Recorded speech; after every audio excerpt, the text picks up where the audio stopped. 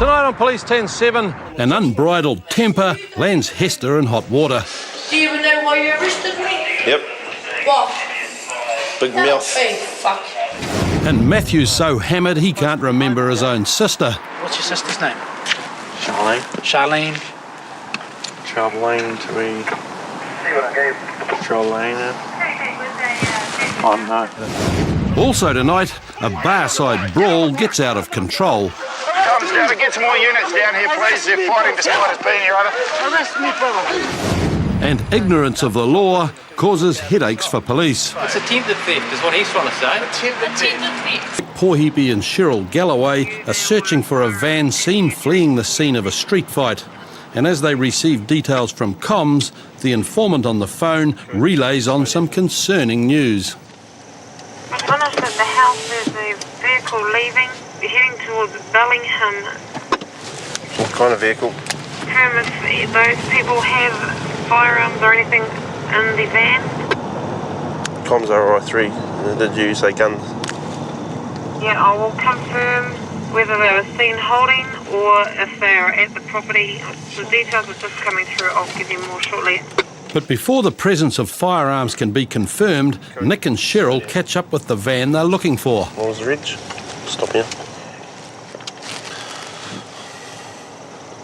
Let's go. And as the occupants have clearly noticed their arrival, they decide to proceed with caution. Wait. You guys been off at a fight? Oh, No? just went to go and see what was to happen. Oh yeah? What was happening?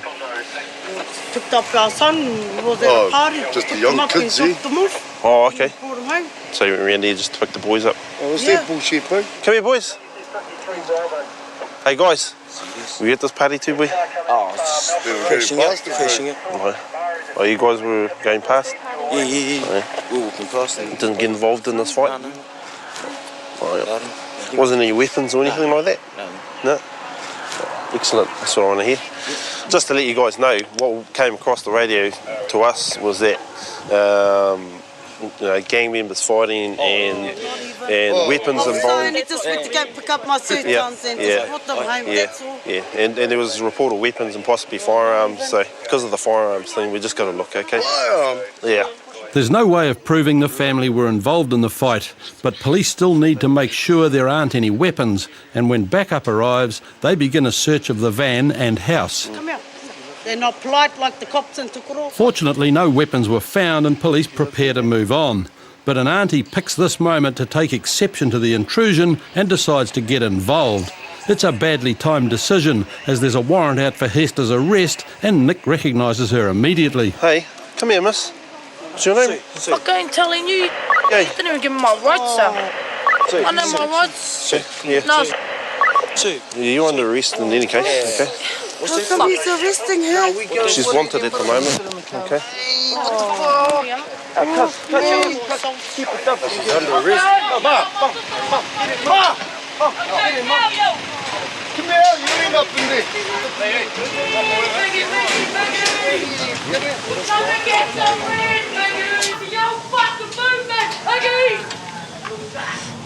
Don't know if you heard the lady in the back of the van, but she's not too happy about having to come back. But I think she'll have calmed down by the time we get back to the station. But Nick's predictions fail to come true, and back at the station, Hester continues to play up to police. Yeah, Jocelyn, stop it. my name's not Jocelyn. Hey? My name's not Jocelyn. You said you told him your name was Jocelyn. But see, you don't even know me. Huh? Do you even know why you arrested me? Yep. What? Big mouth. Hey, fuck. Mouth, What? that's why. What? Okay?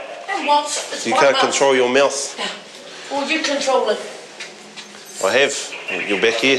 Yeah, and what? You've been looking for me anyway. Why were we looking for you? And now you found me. What were we looking for you You for? don't need to know. The detectives know. Oh, yeah? Yeah. Been up to some Bring bad my stuff. name up. Warrant out for your arrest. Oh, yeah.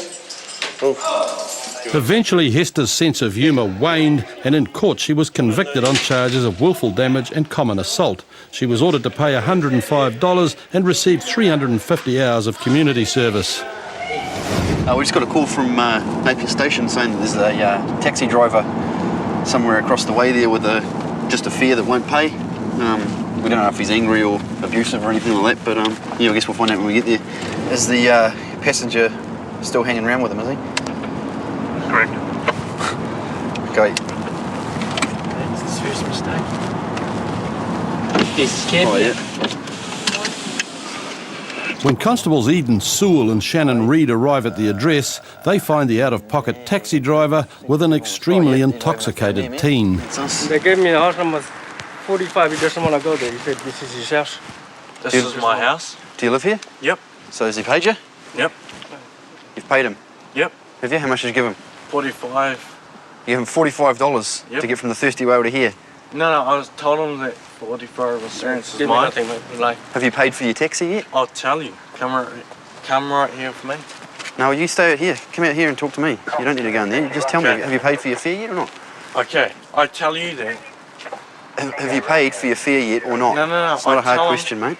Okay, I tell him that he does not belong here, but he does not belong here because my mates belong here. That he does not belong here because my fence belongs here. You're talking in riddles, mate. What's your name? Wearing my parents. Sorry?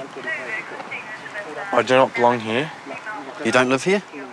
I do belong here, but Who do you live here with? with my sister and her sister belongs here. Okay. The only thing that's making any sense so far is that Matthew thinks he lives here, but there's no way of proving it as the occupants of this house are nowhere to be found. your sister lives here. Yep. You expect her to be home at this They're particular trouble time? home. Sorry? They're trouble with me home. They're supposed to be home, are Yeah. they? What's your sister's name? Charlene. Charlene.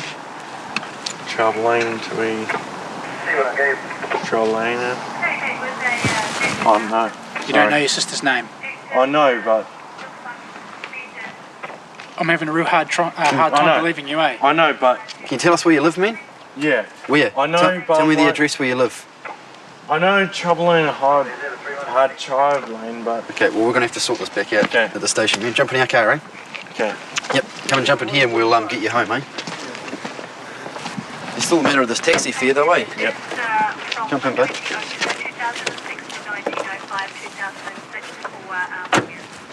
But there's no way of sorting out the taxi fare tonight. Matthew is far too drunk, and the only chance he's got of staying out of a detox cell is to give the police a response that's coherent. What's your home address, mate? Well, what's the number in the street that you're supposed to be at? 44? Yeah. Well, this isn't number 44 anywhere. Yeah. No, it's not. I just told him right over there. You're not making sense, mate. I know, but it do not make any sense. No, you don't make any sense. They do not make any sense at all. Well, you'll come back with us and we'll try and find it out at the station, okay. eh? I'll sit All right? right back Yep, here. that's it. Just sit there and be quiet for a while. The alcoholic haze is blocking any logical thought, and at the station it seems Eden and Shannon aren't the only cops Matthew's entertained tonight. Is he the guy that you guys had to bring down and talk to on the ground? Or? Yeah. Got him doing press-ups, and then he came past 10 minutes later and spoke doing the same. Do you know who he is? Did you get his details? No? Josh, was it, I think? Josh, or we've got Josh, Brian and... Yeah, Josh, or something like that. David, do you know how old he is? Is he not Copus Metis? No. What do you put him in, Left detox? foot, right foot, mate. We'll just give him a room and see if we can sort it out from there, eh? Take your shoes off, me. You know your name yet? Daniel Lyon. Sorry? Daniel Lyon.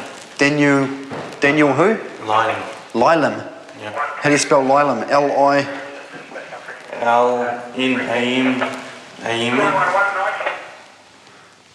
Okay, jump in, Daniel, and we'll see if we can find a home for you. The next morning, Matthew finally remembered his true identity. Later that day, he was returned with a nasty hangover to his mother, who paid for his outstanding taxi fare.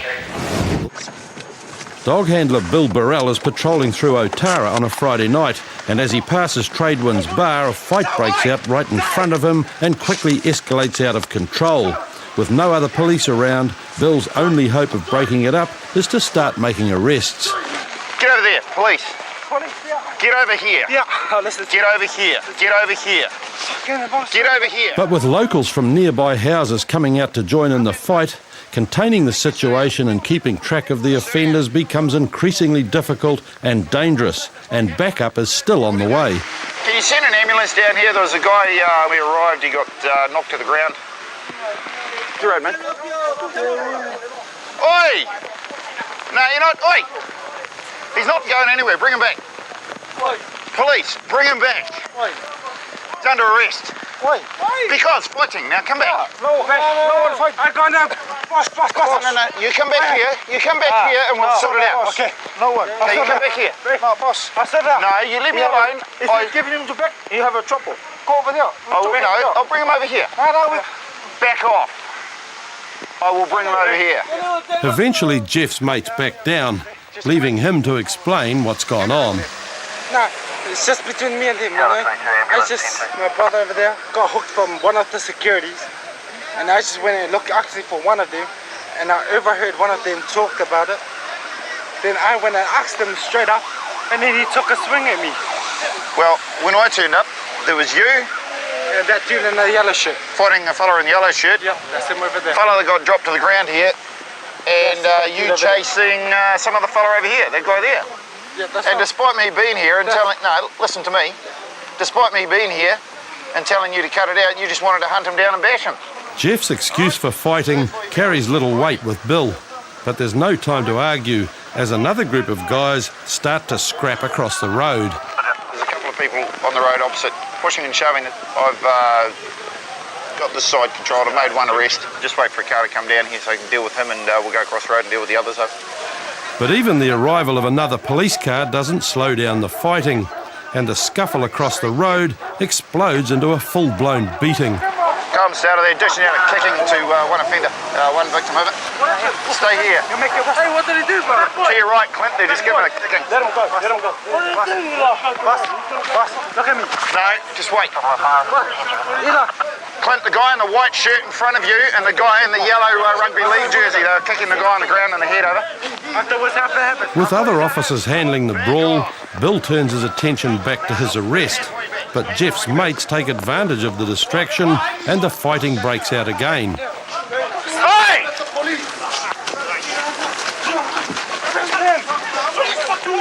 Get on the bonnet! Get on the bonnet!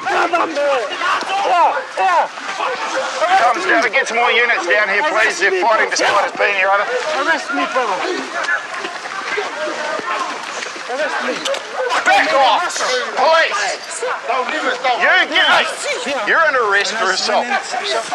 Get over here. Okay?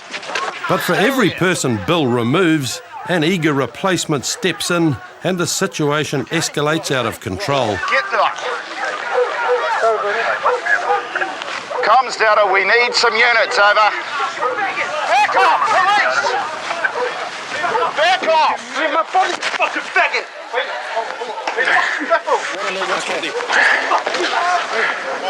Any spare handcuffs? Eventually more reinforcements arrive and the mob is brought under control. But in all the confusion, another problem has arisen. Bill can't remember where he put all his offenders. I've lost count of the canines. There's probably 6, maybe 7 canines that have all basically been beaten up on one guy at various times while we've been waiting for units to arrive. Whether a prison truck is the best option for transport or what, I don't know. I've lost count of how many people have been arrested of it. How many baddies have we got here? We've got 1, 2, 3, 4, 5. 5 offenders, is it? Offenders. Oh, there were heaps more fighting, but they're all that we could grab at the So they're all time. going to go fighting in a couple of places all together with? Well, yeah, there's two other topless guys with tattoos all over them. Where are they? There's a big fat guy and another one. Yep. Max? Yeah, we've got a topless guy. We need 2 topless guys. One of them's a big fat one. Here. Right, they can go for assault. They were both kicking the guy in the head. With everyone accounted for, Bill and the senior sergeant can finally sort out the scene. We'll get them all down to Papakura. We'll get them individualised as to who's done what and where, because Others who were around him were punching him, but certainly saw those 2 kicking him. But I mean, sheesh, you can only do so much. yes, you did well. And while Bill can sigh a breath of relief, the same can't be said for the two victims of the attacks. You saw anywhere? Just up here. With everyone finally off the street and the offenders locked in police cells, Bill can begin his debrief. 7 offenders. Yep. And 2 victims. Well, Initially, it had something to do with the bouncer kicking someone out of the pub. They should be charged with assault. Whatever degree of assault, we'll leave up to you guys. Despite their injuries, the victims refused to go to hospital and were both treated at the scene before returning home. The reason behind the attacks remained a mystery as all parties involved refused to talk. But in court, the primary offenders were convicted of common assault and were each ordered to pay $530 in fines and court costs. In Dunedin, the owner of an adult store has called police after getting into a scuffle with suspected shoplifters. But when constables Nathan White and Sally Hulls arrive, they're met by the suspects who claim they're the victims. About a guy attacking me with an iron bar with concrete at the bottom of it. An iron bar with concrete at the bottom of it? I'll just come back here for a second. Yeah. So, you were in the shop? Yeah. So what happened was, she was in there looking at clothes to buy for her sister, and then he went out the back door, locked that door so we couldn't get out, came in accused of shoplifting. I went to walk out the door was already locked. I turned around and I said, open the door now before I kick my way out of the door. Then he picked up the thing, he came towards me with it, so I put my arm up and set back into the door. He hit me in the arm with it, pushed my missus out of the way, and now he's locked himself in there and got nothing more to say to me. Okay. With Jack still excited, his story is difficult to follow, so Nathan heads inside to get Carl's version of events. They'd been in the shop for about 5 minutes. I had other customers in here before them. He was touching stuff there. Then he walked over here, and he was over here with his partner or girl, the two people together, the female. She was looking here and she rolled it up in a ball like this. I was watching her and she got a bag and the bag sort of come open. She didn't actually put the thing in the bag. I didn't see that part because by that time I turned around and came up here to make sure what I was seeing was correct, and she had more than one. So I walked out that door there and I locked the front door. And with that I says, I don't like your shoplifters, and as far as I'm concerned, basically get out of my shop. They did walk up there. He walked out. Then he turned around and he just come back at me like he wanted to have a go at me. Then, because she was there, I said, that's it, out. He wouldn't go, and I will admit, I picked up, see that black, that safety? Yeah, I can see it there. Right, I picked that up, and I says, get out. And with that, I walked back in here and I picked the phone up, and I did start ringing 111, and with that, it was all on. With two conflicting stories, it's difficult to know who the real victim is. And whilst Jack and Renee remain undecided about laying assault charges, Carl's allegations of shoplifting can't be ignored. You had a pretty good cause that you were going to take some items. Yeah. Okay, you had them rolled up in the ball, yeah? No. Well, that's what he's saying. Go Okay. look on his cameras then. Go look That's on right. his cameras. Hey, don't tell me to do my job. Okay. And then he's asked you to leave. How many times did he ask you to leave? He goes, leave, and he asked me to leave. Then did you leave straight away? Yeah, we went to leave, but the door was locked. And then he goes, why don't you just apologise for shoplifting? I said, we haven't shoplifted. We haven't even walked out of the shop with it yet. You can't get done for shoplifting until you walk out of the shop. Well, it's attempted theft is what he's trying to say. Attempted theft. Since when's this law come in? Look, The argument's going nowhere, and with no way of proving the theft, Nathan decides the only option is to keep the couple away from the store. look, you're going to be trespassed from this shop. Okay, you're verbally trespassed from here now for a period of 2 years. Yeah. Okay, so you know what's going to happen if you come back in here within a 2 year period? Yeah, no. What happens there? You'll be arrested, basically. Yeah, I'll get arrested. Yeah, and you'll be served with a written notice in the next few days. We'll zip it out to your home, okay? With the shoplifting issue resolved, police attempt to sort out the claim of assault. Jack and Renee need to make a formal complaint, but they don't want to take the time. Do you want us to do something about this or not? Yeah, we I do. want him charged. Okay. Well, the process is, like I've tried to explain to you, we'll take some statements from you, Yeah. okay, and then we'll make a decision on what's going to happen. We're going to speak with you guys, we're going to speak with him, Yeah. okay, and then How we'll go long from is it- there. How long is it going to take for you to get back in contact with us? Well, as long as it takes. In other words, that nothing's going to happen, so... Seems like you aren't going to do nothing about it. Well, when shit like this happens in my case, when I've been arrested before, you arrest me straight away, but if it's Mr. Joe Blogg, you don't give a fuck. It depends on who it is. well, I haven't said that, have I? Eh? I haven't said that. Despite Nathan's efforts, Jack's lack of faith in the legal system creates a stalemate, and there's nothing more Nathan can do. You're more than welcome to come into the station when you do have time and make a statement. You decide, okay? Yeah, we'll do that then. Give me a card and I'll ring you and we'll make a different time. It's not wasting our time outside here. Goodo. This is my card. If you want to get hold of me to report this, you can do it tomorrow after 5, or you can just go into the station any old time and speak with someone else about it. Yeah. Okay? Cool. Goodo. Not surprisingly, neither Jack nor Renee followed through with their complaint and no further action was taken. Carl continued to operate his business, content the pair would not be visiting him again. Next week on Police 10-7, police bear the brunt of Alan's drunken rampage. I'll fucking hold that shit to fucking DID, nigga. Really? DID, nigga. Really? And Chris lays down his own law. So under the present circumstances, do you consent to the taking of a specimen of blood? And I've told you, yes, I do. In the presence of a lawyer of my choosing. Right. A bar-side brawl catches Hamilton police in the line of fire. Down!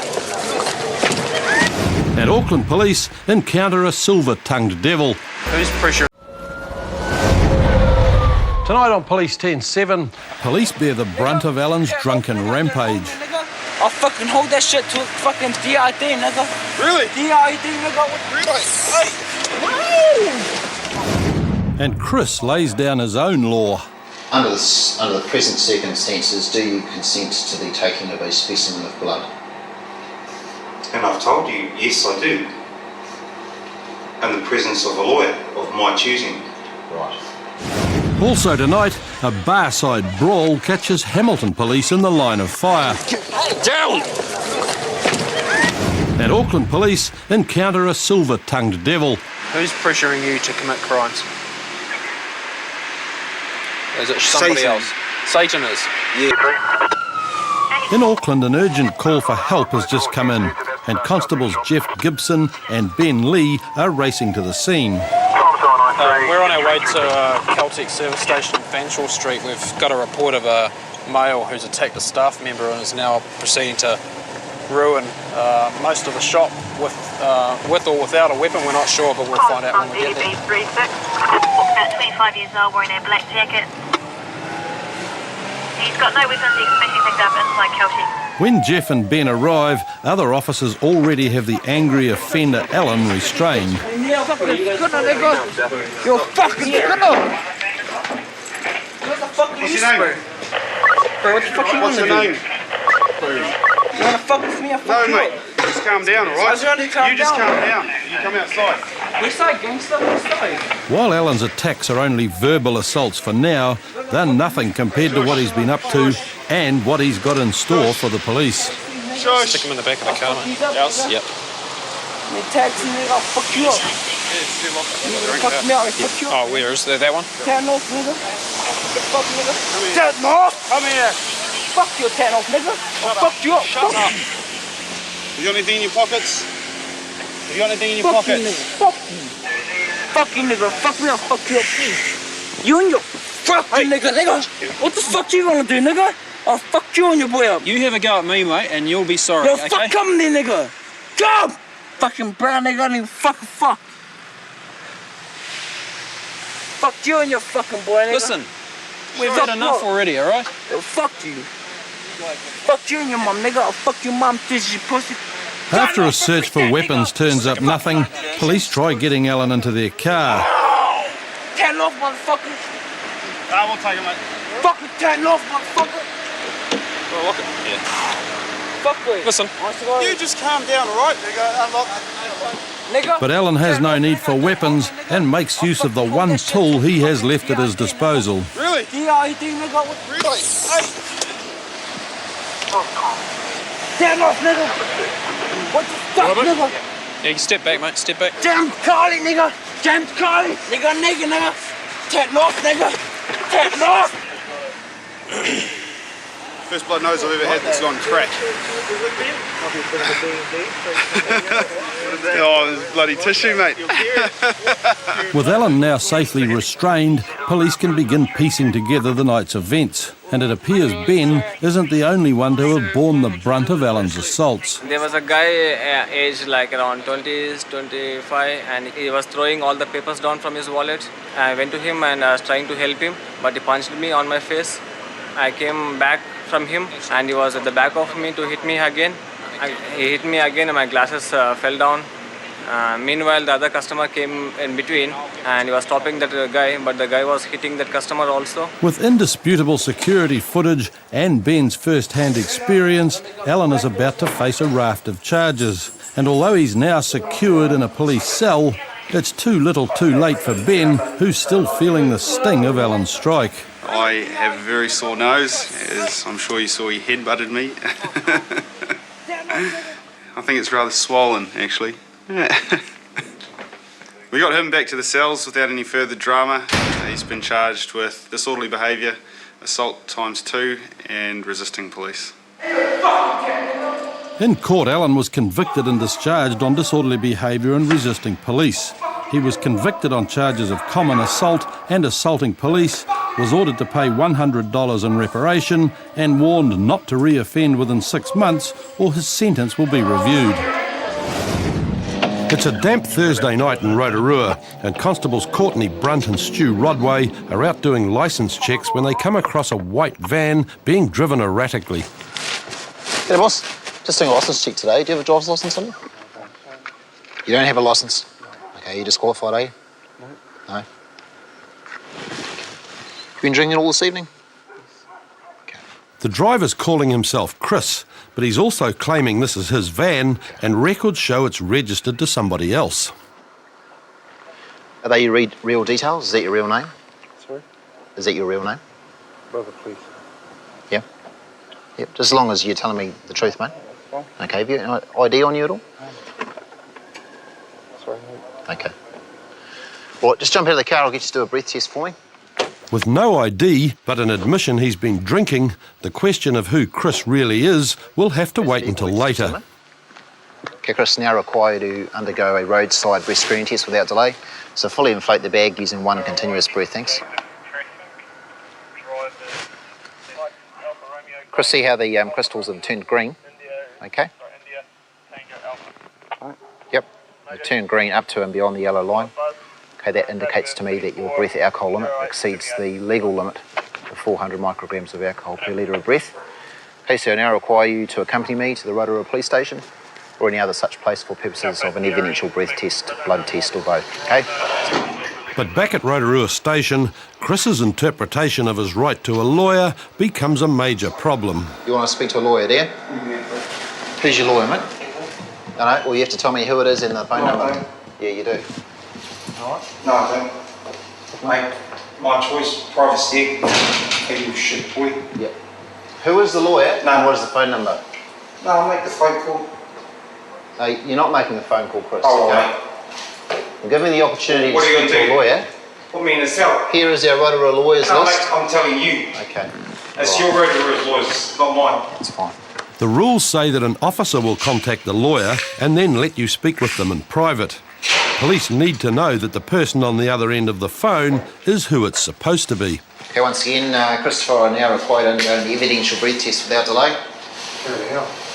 But Chris is not interested in the rules, and after he refuses repeated requests to cooperate, Courtney Brunt moves on to the next stage in the process. Do you consent to the taking of a specimen of blood? Yes, in the presence of a lawyer. Of my choosing. Right.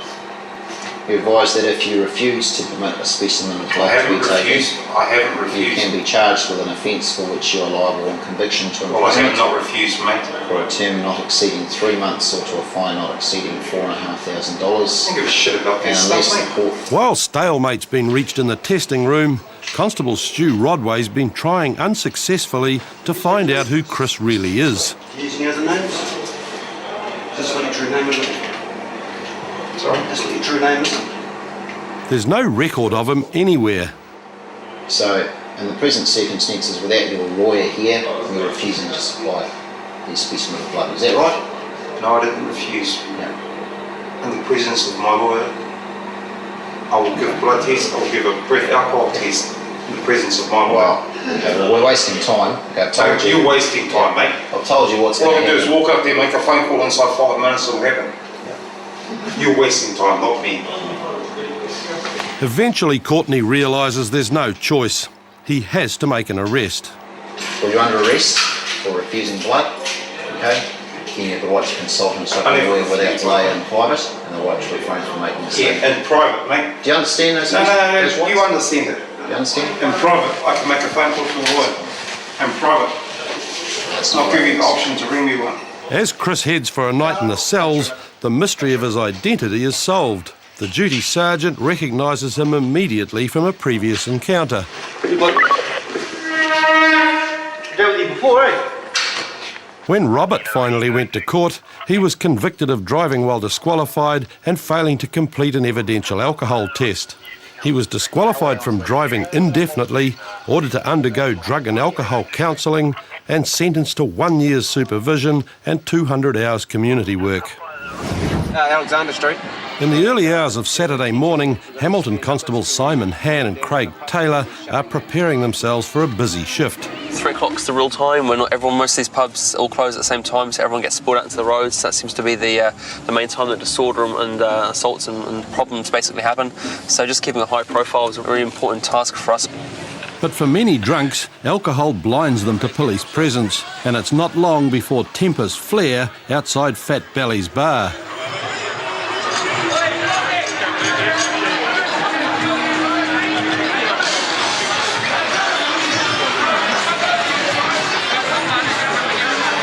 And when the first punch is thrown right in front of the police car, Simon and Craig are straight into action.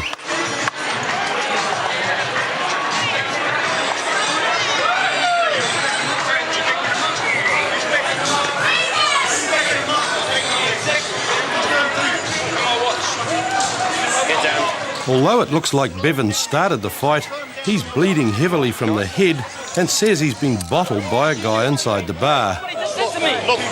Look what he just did to me, you cunt! In your pocket. Hey, Bruce. And when police bring his opponent Chris outside, Bevan has a go at evening the score. Hey, down! Get him on the ground, guys. Hey, bro, it's not his fault, eh? I'm down now. I'm not doing anything. I'm not doing anything, I swear. Oh, Riley, yeah, fine. What should we do, mate? Yeah, we just got to get him out of here. We just got to get him out of here, right? He's fucked up, he's drunk. Stay there, man. Despite his aggressive behaviour, Bevan's adamant Chris started it all. And when witnesses come forward, it seems his claims may have some credibility. Don't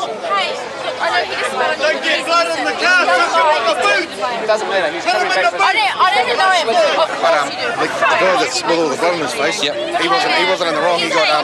Yeah, I know, it's that guy there. That guy there did it, eh? Yeah, to that guy there. Yeah.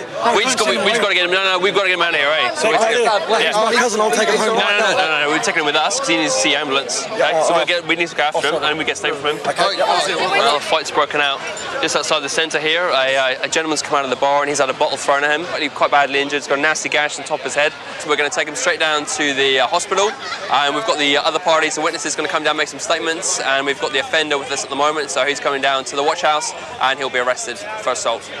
With Bevan on his way to hospital and Chris headed for the cells, Simon and Craig are back on patrol.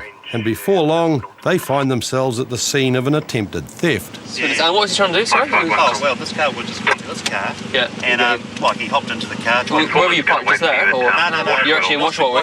Yeah, and he just comes over, hops in the car, tries to bloody steal it. Which one is he? Oh, he's in the cash machine thing. Oh, okay. Alright, well, we're going to chat to him now. Yeah. But the chat might be easier said than done, as the suspect Robert is suffering the effects of a night out drinking. Oh, it looks like such a bomb. Hey, man. How are you? Oh, good night? Yeah, we've had a busy one, eh? Those guys over there were saying you trying to get in their car. What are you trying to get in their car for? I didn't try and get in their car at all. You didn't get in the car? Nope. No, okay. They said you did. Did you want to lift home or anything like that, or? I'd love a lift. Did you want to lift home with those guys? I think so.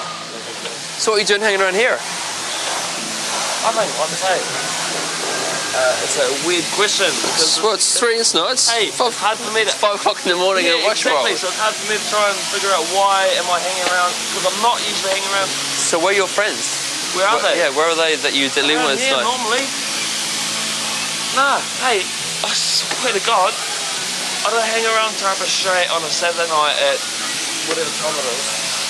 But tonight, Robert is hanging around a car wash at 5 o'clock in the morning, and while he's too drunk to explain why, the car's owner, Cameron, isn't having the same problem.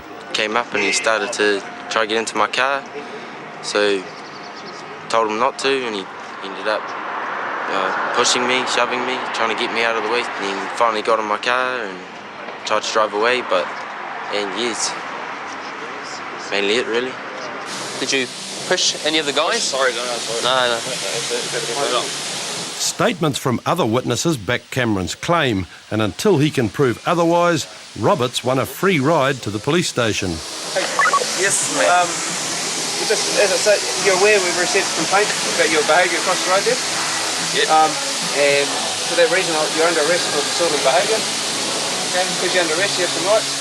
You have the right to refrain from making a statement. You have the right to consult with a trusted lawyer without delay.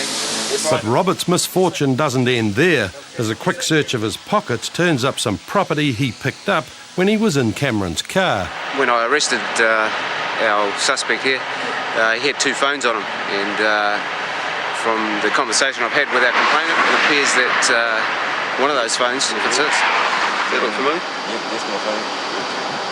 With the phone returned to its rightful owner, Robert is taken back to the station for processing, and as his hangover kicks in, he attempts to make sense of his predicament. If I get charged with this shit, mate, I'm not going to be fucking happy, eh? Well, you have been charged with it. You're going to be charged with it. I'm not going to get fucking charged with this. Because, like I said, I was at the 21st. Yeah, that's right, yeah. So all that stuff is, like, Hamilton's on camera a lot, eh? So they'll be able to see us getting into the car, eh? You said you weren't in that car though, for these guys. You said you didn't get into the car though to us. You told us that you didn't get into the car. Oh, I was in the car, wasn't I? I don't know, you tell me. We weren't there. Where did you guys pick me up? At Washworld, standing outside the cash machine. Okay, I was inside this guy's car. You were inside his car? Yes, sir. I admit that, okay? I admit this sort of stuff because I'm a little bit scared to say stuff because I'm getting charged with 2 things here that I haven't done, okay? Right. But I'm not too scared to say anything because I know that I didn't steal anybody's car, okay? Alright, well listen, we'll just have a chat to the lawyer. Fucking get In court, Robert faced his fears and pleaded not guilty. He was convicted of unlawful taking and theft and sentenced to 60 hours community work. In Auckland, Constable Ben Lee has just caught up with a man seen attempting to break into cars. And as he nears the suspect, he recognises a familiar face. How are you, mate? Calm down, mate, calm down. Right. Come over here. Stand by this fence for me. All right. You put that paint down. Put the paint down. How much have you had today? What else have you got in your pockets? Look at me. What else have you got in your pockets? Whereabouts did you get the paint? I bought it. You bought it? Is that the receipt for it? Yes, warehouse. Is it? Balmoral. That's the receipt for a banana. Yes, Penny's receipt. Have you been trying to open cars? No. No? Oh, I've got somebody telling me that you have been trying to open up car doors. Break into cars? Yeah. No, I don't have any keys. I have a driver's license. You have a driver's license? But I don't have a car, no. Okay. Are you trying to steal one of these cars? No, I like the Jeep. You like the Jeep? Yes. If anything goes wrong, go to the Jeep. And then the Volkswagen. Right. And did you try and steal the Jeep? Or did you try and break into it? No. Okay. Norris may have managed one intelligible word, but Ben's partner Jeff has tracked down the informant who says otherwise. He came down through the train station coming back to our car, and he was milling around here and was coming up to all the cars and trying all the doors and trying all the locks. All of these cars down here? Most of them, yeah. So he was right sort of at our car as we turned up. Did he try your car? Yeah, he had just before we turned up. Which car doors were you trying to open? No, I wasn't trying to open car doors. You weren't trying to open car doors? No. Right. And how do you spell your last name? Not of your concern. None of my concern? No. Okay. Cake. Sorry? Cake. Cake? You like cake? Is Cake your last name? No, I can't help you. You can't help me? No. Okay. But if Norris wants to avoid being arrested, he'll have to help someone. And when Jeff returns, he's given a final chance to cooperate. There's fresh silver paint all the way down the footpath. You've been touching cars tonight? Is there paint on the cars? Yes, just one car. Just one car? Well, my informant says that you've been touching at least 3 cars. You don't have to tell me anything if you don't want to. No, I was just walking past to say, have a look at the car. Yep.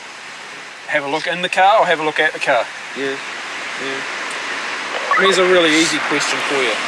Why did you want to look into the cars? Under too much pressure. Who is? I was under too much pressure. You were under pressure? Yes. To do what? Or for what reason? To commit crime. You're under pressure to commit crime? I was, yes. Just now or yesterday? Now and yesterday. Yep. Who's pressuring you to commit crimes? Is it that's pressuring or somebody Satan. else? Satan is? Yes. Okay. Jesus forgave us. Did he? Yes. Okay. But unfortunately for Norris, the law is not so forgiving, and his inability to cooperate leaves Ben with no other choice. I'll tell you what's going to happen. We're going to arrest you, that's what's going to happen, for unlawful interference with a motor vehicle. Okay? So because you're under arrest, you have some rights. You have the right to consult and instruct a lawyer in private and without delay. After spending time at the station, Norris eventually sobered up. He was released with a warning and allowed to return home. Next week on Police 10-7, Jason turns on the charm after clashing with police. Okay, mate. You're really fucking up. You're really fucking up. You're really fucking up. And Greg begins to beg when he's caught with a deadly weapon. Drop it. Drop it. No, just put it on the floor. I'm a good guy, eh? I'm not like a killer or something. And emotions run high when an eviction turns sour. You get up, I'm arrested. Possible 1K driver that's had a parked BMW. Roger that. It's a typical Friday night in Auckland as Constables Emma Moore and Sasha Nair are called to their first drunk driving incident of the evening. Basically, there's been a car accident on the corner of Ponsonby Road and Franklin Road, clear left, and the driver's become very aggressive, and they're not too sure what sort of injuries or what sort of damage there's been. It's the next one on your right after these, just up here by the lights here.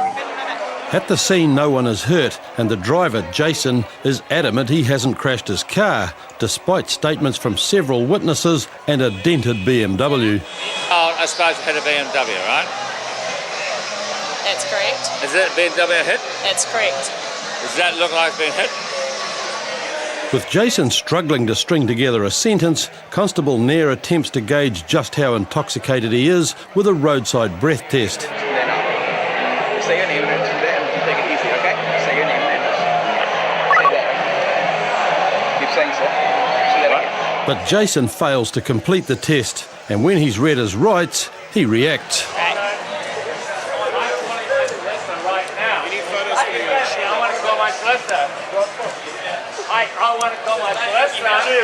Sir, you've been placed under arrest. I want to call my solicitor right now. You can call your solicitor when you're back at the station or when it's time that's practical for us. Don't worry about it. Oh, don't do this again, right, arsehole? Hey, okay, mate. You're really fucking up. You're really fucking up. Sessions arrested him for refusing to comply with a police officer's request. You have not read my rights, and I have He's quite adamant he wants to contact his solicitor, which we will do when we get back to the station. As soon as practicable. Do you understand your rights? No, I do not understand until I get into the fucking house where I can actually get my hands free to call my solicitor. And you have not read the rights, and you're legally incorrect. And back at Central, Jason still denies he's been given his rights. Do you talk to your lawyer now, Bruce? Point is, Bruce, do you talk to your lawyer now? Do you understand this? Don't play sleep. Just right, refusing to sign if he needs to. I'm telling you right now, you're being stupid, right? Sir, he's given you the opportunity to call your lawyer. If you wish to speak to your lawyer, you answer the question yes. I'm telling you, he's being very silly. Sir, he's giving you your rights as he's required to do so. If you wish to speak to your lawyer, you say yes. Finally, he agrees he's been read his rights. Session attempts to contact his solicitor, but the news that comes back isn't what Jason wants to hear. Have you tried contacting your lawyer? He's not picking up the phone. Do you talk to one of our lawyers? No. Do you talk to one of our lawyers now? No, not one of your fucking lawyers. I'm telling you, you're dumb shit. Sir, you've been given two opportunities. We've contacted your excuse me, sir, listen. We've contacted your legal representative and we've offered you a duty solicitor from the police representative. Okay, you've declined the latter and the first was unavailable, so now you continue with procedures. That I have not been able to speak to my representative, right? And I require you to undergo evidential break. I'm telling you, you're fucking... Are you going to go into this? Got thrown in a court before. Just listen to what he's saying to you. It's fine. Okay, here we go. Stop going. So far, Jason has had no trouble maintaining a steady stream of abuse. Just stop blowing. You're not blowing. You're not blowing. It's going to make a sound once you start blowing. But now he's required to undergo a breath test. He's run out of wind. Blow into it. You're not blowing. You're not blowing. Yeah, that's it. Keep going, keep going, keep going. Blow into it. Keep going, keep going. Have to stop again. So you need to make that sound for approximately 10 to 15 seconds. Are you going to do this or not? Oh, I'm doing it. Not blowing. Yeah, keep going, keep going, keep going, keep going, keep going, keep going. You have to stop again. And it's no surprise when 30 minutes later, Jason's fruitless puffing fails to produce results. You're not blowing. Where you fucking think's leaking, right? Keep blowing, keep blowing. No, you're not blowing. It's not good enough. Meaning Session's only other option is to offer Jason a blood test. No. Are you going to give us your blood? No. If you refuse to give blood, you will be canine, you will be arrested. Okay? But I wasn't driving. You never arrested me driving. Okay, Bruce, if you refuse, I was not driving. You have the right to refrain from making a statement. You would be given this right as I want the phone. You understand your rights? Get up, you're going to Eventually, Session has had enough, and Jason has once again read his rights as he's processed and escorted to the cells. In court, Jason was convicted on 4 charges, fined $850 and disqualified from driving for 6 months. I wasn't driving. You know, so getting a 38 miles in quite a large knife. Palmerston North Constables Daniel McInnes and Dean Christensen are responding to reports of a man wielding a weapon, and as they arrive, find the suspect still loitering at the scene. Comms, PMI1, we're just off with too much in our description. You got any weapons on you? Yeah, I've got a knife. Put it down there. Yeah. Why would Slowly, you? drop it. Drop it. Put it on the, no, just put it on the floor. Just over there. Over there. Yep. Over there. Over here. Right, Can you tell the taxi to go away then? What's with a knife? Just stand against the wall over here. Fuck man, I tried to put it in the line. Listen to me. What's with the knife? What's with the knife? I've got it. Whoa.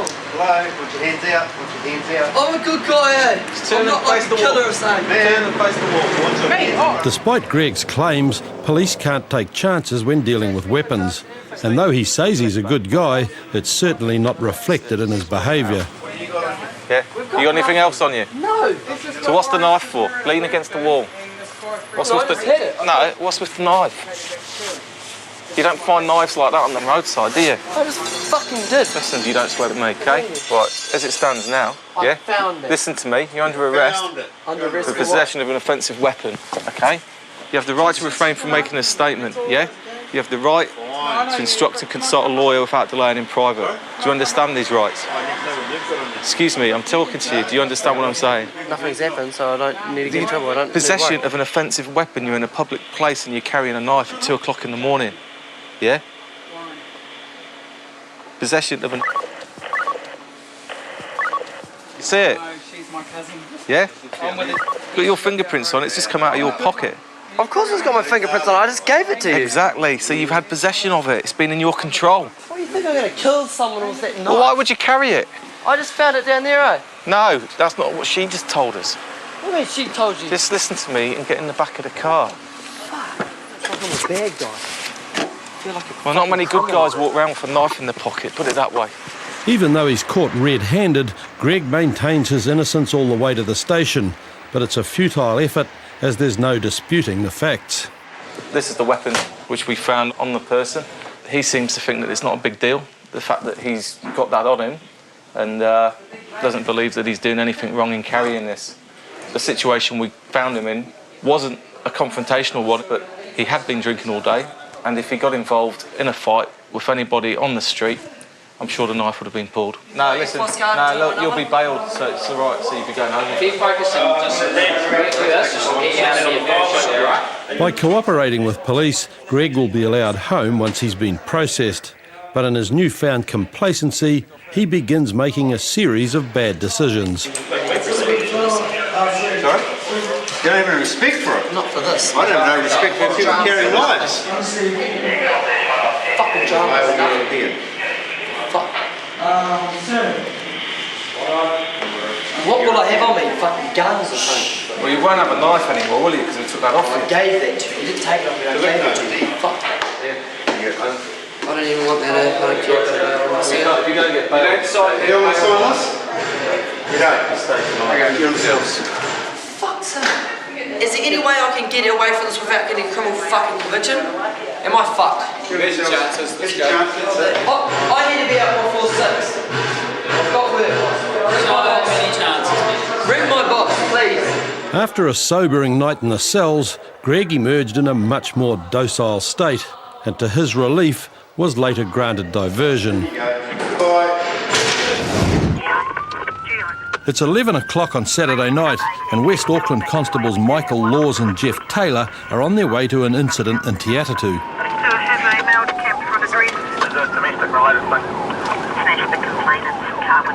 It's the second time police have been called to this address.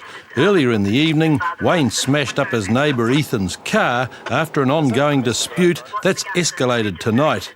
Police arrested Wayne, but now his daughter Rachel and her boyfriend Charlie have taken it upon themselves to avenge her father's arrest. And as police arrive, Ethan thinks he's spotted Charlie. That's the boyfriend. Going to the informant. Get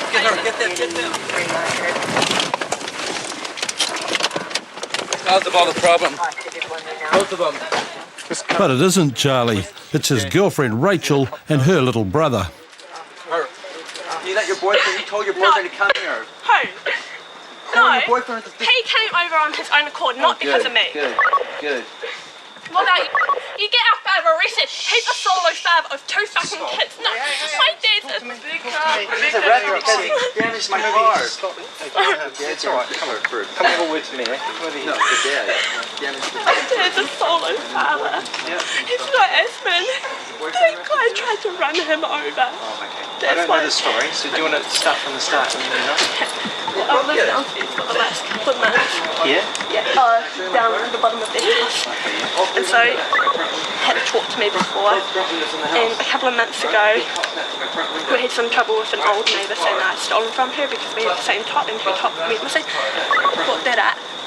And so I told Dad about it, and him and Dad had words, and then started on him, and then got in his car, and Dad went over to talk to him, and then shone his light and went speeding towards Dad. So Dad hit his car, and then they're saying that broke the window and everything, but he didn't. My boyfriend, he wasn't even here until later on. Rachel had been boarding with the complainant Ethan and his family in the house next to her father's, and she'd been asked to leave that night. When was she asked to leave? She was asked to leave about, we got back from the rugby game about 8 o'clock. She was asked to leave. Asked to leave? Asked to leave. She pays $80 a week. Yeah. She's been here for 6 weeks. Yeah. I said, stay for 2 more weeks, and you don't have to pay us any more rent. Yeah. But we would like you to leave because I feel uncomfortable with you staying here. When I've gone back over tonight, I've passed on a message that she's not to come back here tonight, and that she's allowed to come and get her property in the morning from here, but she's not to come over here tonight. And she did. And she said, yeah, that's fine. But she did, though. I know she did, but I'm just saying that's what I decided. Ethan's concern is understandable. He'd only just recovered from Wayne's attack on his car when Charlie's attack started. So you're inside and heard laughing? Or voices giggling, and let's go, something like, get out of here, let's go, or, you know, they must have saw me, I'm guessing they must have saw me open the blinds, because they kind of rushed off, you know, oh, let's go, come on. But the boyfriend stayed and wanted to talk to me. He said, I just want to talk, mate. But I knew he didn't want to talk because, you know. Did you jump over the fence and go next door? No, I didn't. Well, who did then? I think. You think? I think. According to your next door neighbour, he reckons he saw 3 people over there. And then 3 people? No. I can't jump that fence. Since I cried because Dad got arrested, I was up here telling people to stop it. To your boyfriend to stop it? Yeah. Either he jumped the fence or he went through the gate, I'm not sure. But I wasn't over there. I don't want to be there. As Rachel's story twists and turns, the police helicopter joins the hunt for Charlie. And officers on the scene are still trying to sort out exactly what happened. So when the dad smashed up your car, what did he smash? Okay, I'll show you what he did real quick. The dent's here. Yeah. All right. And here. Yeah. All this. The wing mirror. Yeah. And he just kind of scuffed up the door. Yeah. But you can see all the rocks. The boyfriend's done this. Yeah. This. Yeah. That. Yeah. That, and all the damage to the house. Okay. Did you see him do it, or you heard him do it? I didn't see him do this. I saw him through the front window. He was trying to get into the house at me. Yeah. Saying he just wanted to talk, and then I saw him throw the pop plant. Well, I didn't see him. He was outside. Yeah. And all of a sudden, a pop plant went through our front windscreen. You want to see that? Yeah. The damages left Ethan feeling less than generous towards Rachel. She's not coming to get her stuff tomorrow. It was arranged with the father being arrested, that the daughter was going to come first thing in the morning and take her stuff, right? She's not coming now. I'm not going to let her on my property now. Because of that, I'll hold on to this until I get paid. Can't do that. Well, how does it work? She can still come up. Well, no. She can have her stuff, obviously. She can't come on my property and get it, right? No, I'm trying to explain it. Oh, okay. Because otherwise, if the stuff stays here, then there's going to be ongoing problems regardless, eh? Okay. But she's not staying anymore. She's moved Yeah, out. I know that, but her stuff is here. Yeah. Okay, so that's always going to be a bone of contention that her stuff is here and you have it. Rachel did get her belongings the next day, and police caught up with her boyfriend Charlie, who was granted diversion on a charge of willful damage. Rachel's father was ordered to pay $200 in reparation to Ethan, and his charge of willful damage was withdrawn. Sierra Uniform 1042 SU 1042. Auckland Constables Greg Fallon and Julia Robson are chasing a driver who's been causing trouble on the northern motorway, and he's now being followed through the city by a witness who's keeping up a running commentary to the Police Communications Centre. White Toyota Corolla hatch, 86 model. Inside the payable, what's it done? Was at the intersection of Venture and Halsey, occupant were abusing other drivers, seemed to swerve into other vehicles to try and hit them, and now being followed and has gone through red light. Comes okay, we're 3-2 with it now on Fancher Street, opposite the... With flashing lights filling his mirrors, the driver pulls over. And by the time police get him out of the car, he's got a long and involved story to tell about a road rage incident in Tor Bay. What do you think? I'm just going to stand on the grass over there. We've had some complaints about your driving. What's the story? Oh no, this dude was trying to start a fight for a bottle of my car, so I followed him and was scared him. How do you mean scared him? No, I was just trying to scare him because he threw a bottle of my car. So how'd you scare him? just like driving. I was driving in front of him and I was slowing down because he was throwing bottles and stuff at my car. And he was just trying to start a fight. He was going, pull over, pull over. I'll smack your head on him for no reason.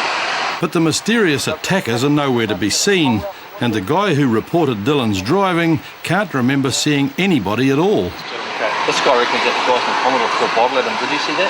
No. And hanging out the window with a pipe? No, not at all. This guy was in the right-hand turning lane over here. Yeah. And then he started, I know everyone used to the guys. Before you say anything more, have a good think about your story, because we've got an independent witness there. Yep. And what he's told us is not marrying up with what you've told us. So you take a minute to think about your story and think about the truth, and that's all we're interested in, all right? Yeah, that's the truth. Okay. You think about it for a minute and think if there's anything else you want to change. No, I've already told the truth. There's nothing I want to change. That's all that happened, mate. I got chased. Got any details from you too? Yeah. That is the truth, man. Where have you been? I've been at my friend's in Tall Bay, Tempo's place, because he's on home detention. He can't go out, so... Then why are you in the town? Because what happened was I was at Food Town, and I started getting chased by these dudes that I know. Why would you come all the way in here from Tall Bay? Because that was the closest ramp, and that's the fastest I can go on. Dylan had been doing quite well up until now, but with 20 kilometres of motorway and 6 off-ramps between Torbay and the city, it's obvious to everybody that his story's beginning to fall apart. Why were they chasing you? Because they've chased my friend before. My friend's got beef with them, like trouble and shit. Who are they? I don't know their names. My mate's got trouble with them, but they know that car right Come there. on, you must know their name then. I don't know their name. My friend knows them, Michael. Because that is the truth what happened. I was getting chased. What do you expect me to do? Pull over and get the bash? Or try and step 3 big dudes out of poles in it? What do you want me to do? Nobody could say that Dylan wasn't a trier, but it wasn't long before he got the question he'd been hoping to avoid. When was the last time you had a drink? I've had a drink today. I've had 2 beers, and that was probably about 2 hours ago. An hour ago, 2 hours. And they require you to undergo a breath screening test without delay. Keep going, keep going. Stop.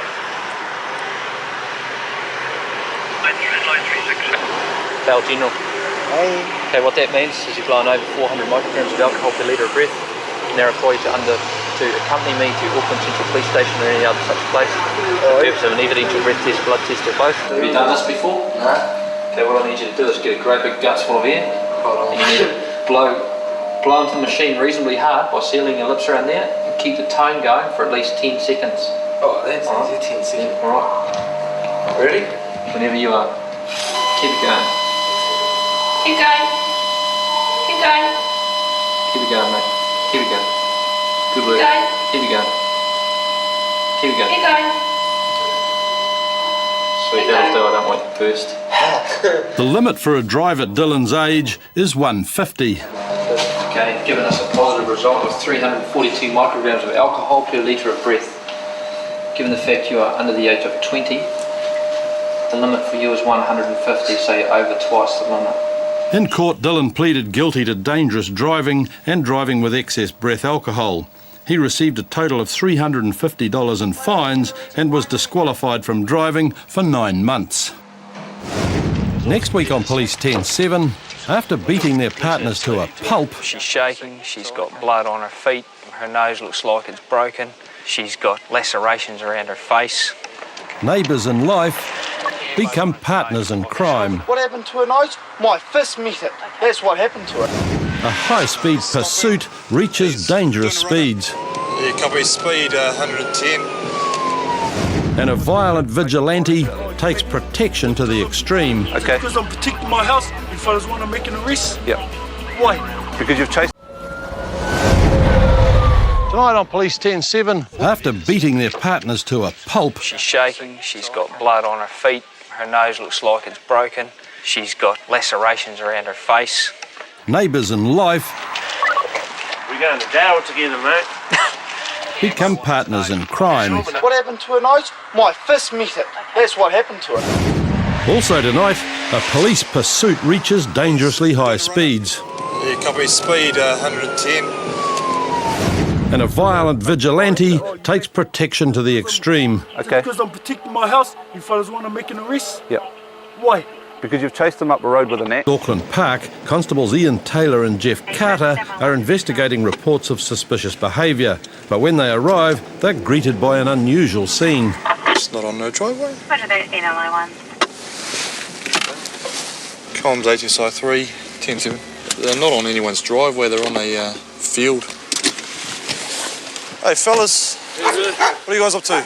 Oh, just trying to get up. You're stuck in the mud? Yeah, stuck in the mud. Oh, that's quite funny actually. You can see it, eh? You can see it all over you, man. Yeah, that's why it's quite funny to you. What are you guys doing driving down there anyway? We parked in there during the day and we went to sleep and we woke up and the gates were closed. Yeah. So we were like, oh, where's the next way? So we seen this way and we just tried to boot it and we got stuck. And you got stuck. And we got stuck. You guys aren't going to get out of this. Yeah, we've been trying, man. You're going to have to get a towie and you're probably going to have to wait till the morning when the gates open. You're well and truly stuck.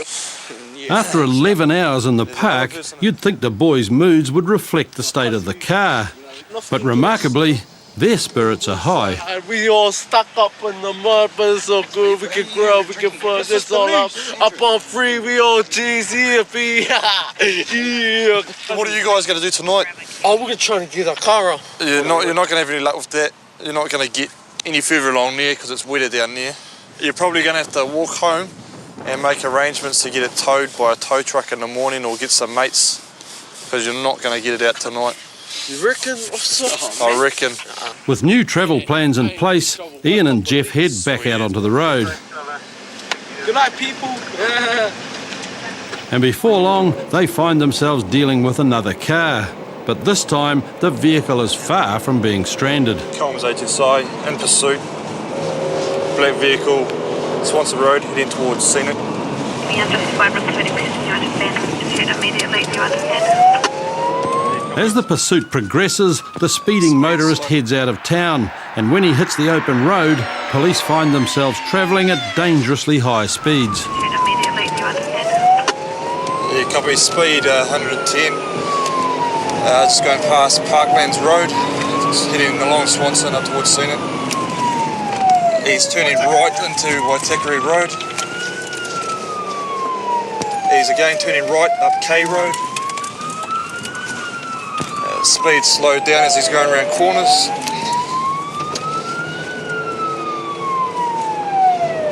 He's continuing up K Road, speed about 80.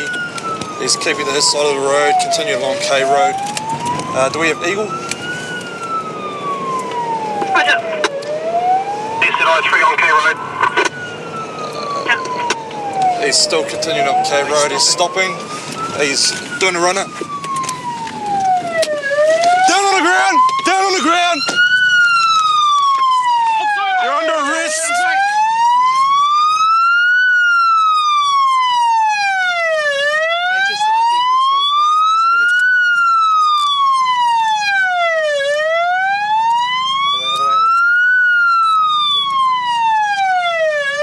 Can you help me up? Stay down there. Why'd you run?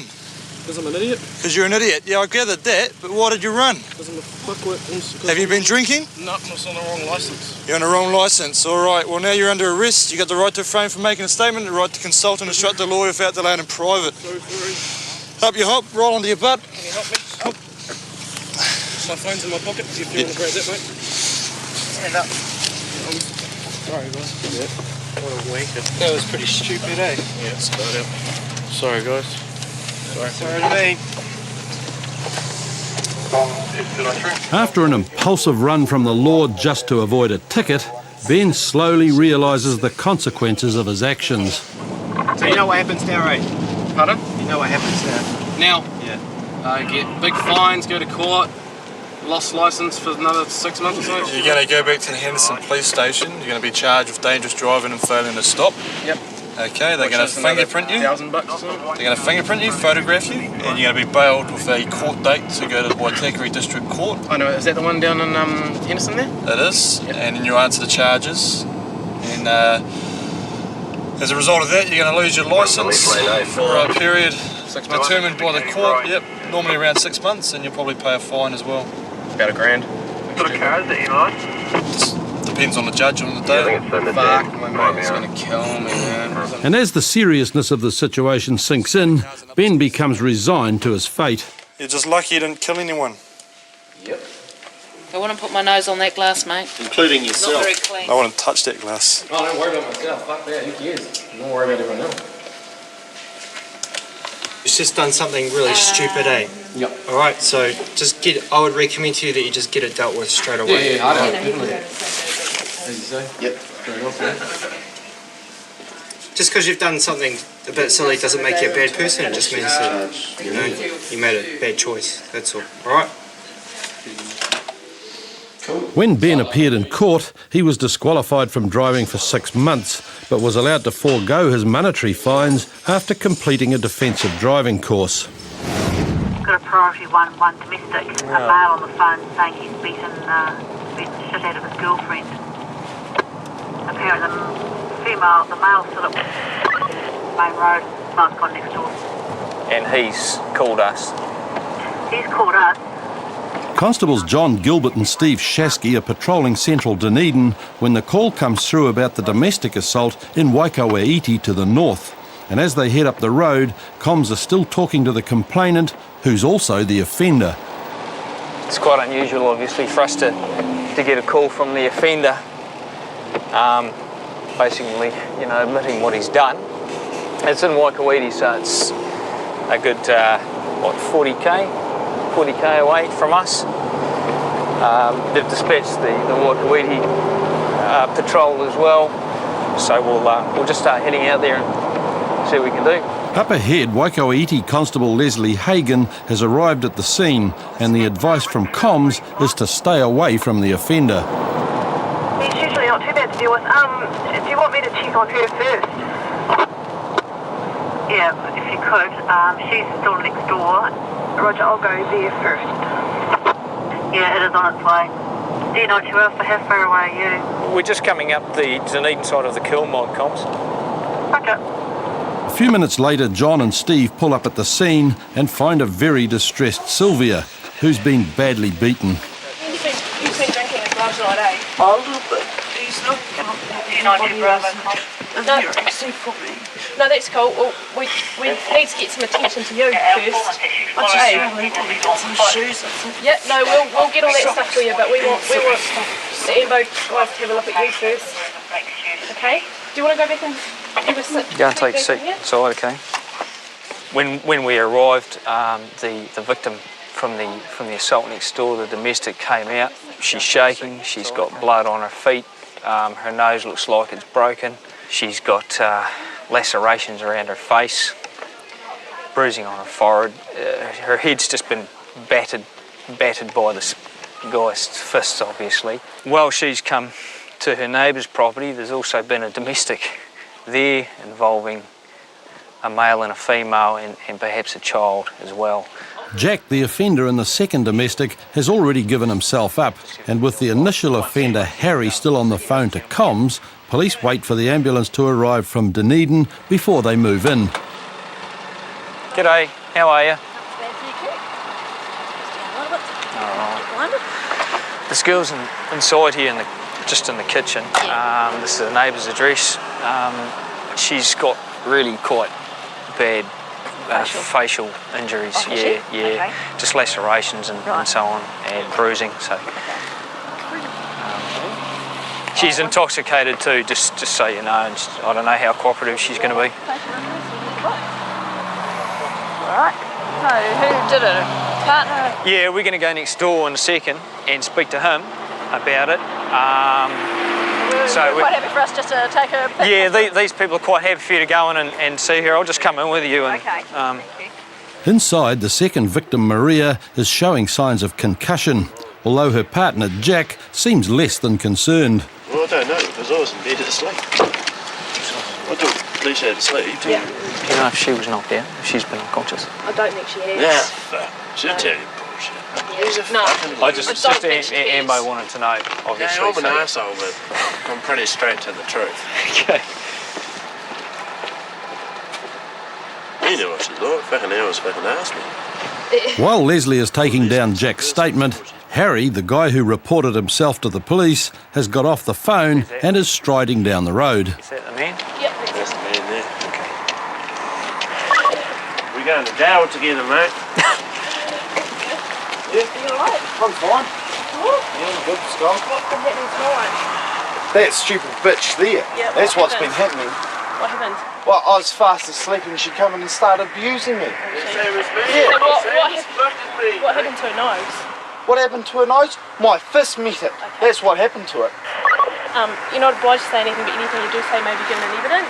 As long as I'm back here for work in the morning, I don't give a fuck. We'll have you back here in the morning. Just settle down, okay?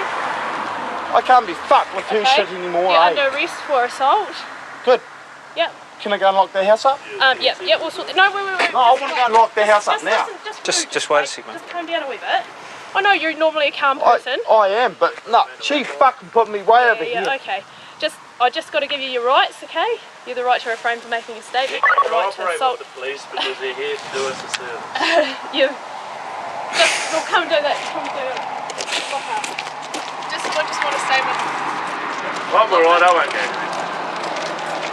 She's fucking lucky she's not fucking worse. But no, she had to come and fucking disturb me, the stupid bitch. Back in Waikouaiti, Harry, the guy who's just beaten his wife to a pulp, is raging against the offence she caused when she woke him up. Lucky I didn't knock her fucking out. These boys are going to take you, and I'll take them. Just come over here, over the road, and we'll just wait for the ammo, mate.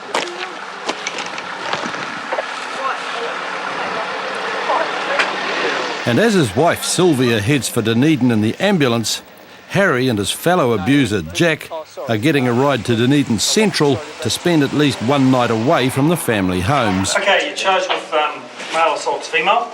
We're going to give you a place to be for a little while, and then we'll get fingerprinted and photographed and give you a date to go to court. Jack, the guy who beat up his partner Maria, is the first to be interviewed by Leslie Hagan. When did you hit her? When? Yeah. Was that after? When I woke up. When you woke up? Well, not straight away when I woke up, but... How many times?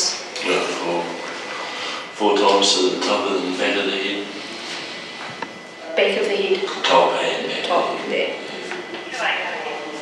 I might ass off. What happened after that? Just screaming and yelling and told me that the cops were on the way and they're going to get arrested, and I said, well, fine, that's probably what needs to happen. By the time it was Harry's turn, he'd stopped ranting and raving about the sins of Sylvia. Were you punching her? Yep. Did you punch her in the face? Yep. How many times? Twice. Did her nose bleed? Yep.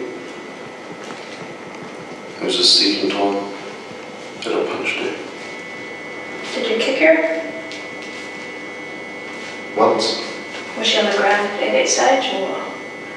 Yep. What did she do after you punched her? She left. She left. What did you do? Went back to bed. Then I thought, nah, fuck you bitch. So I went to the cops. Okay.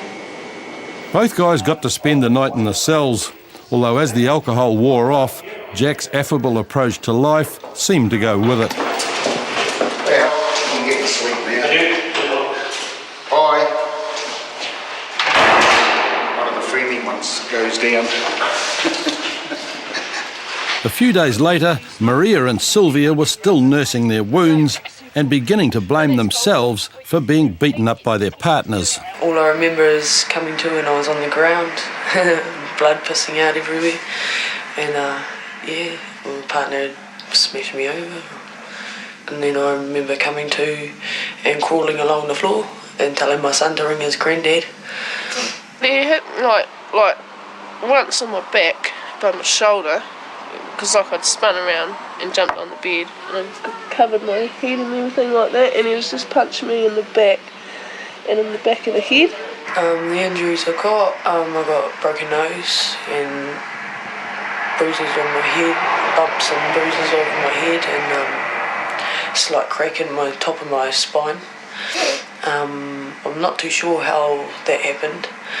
Grazes all over my legs.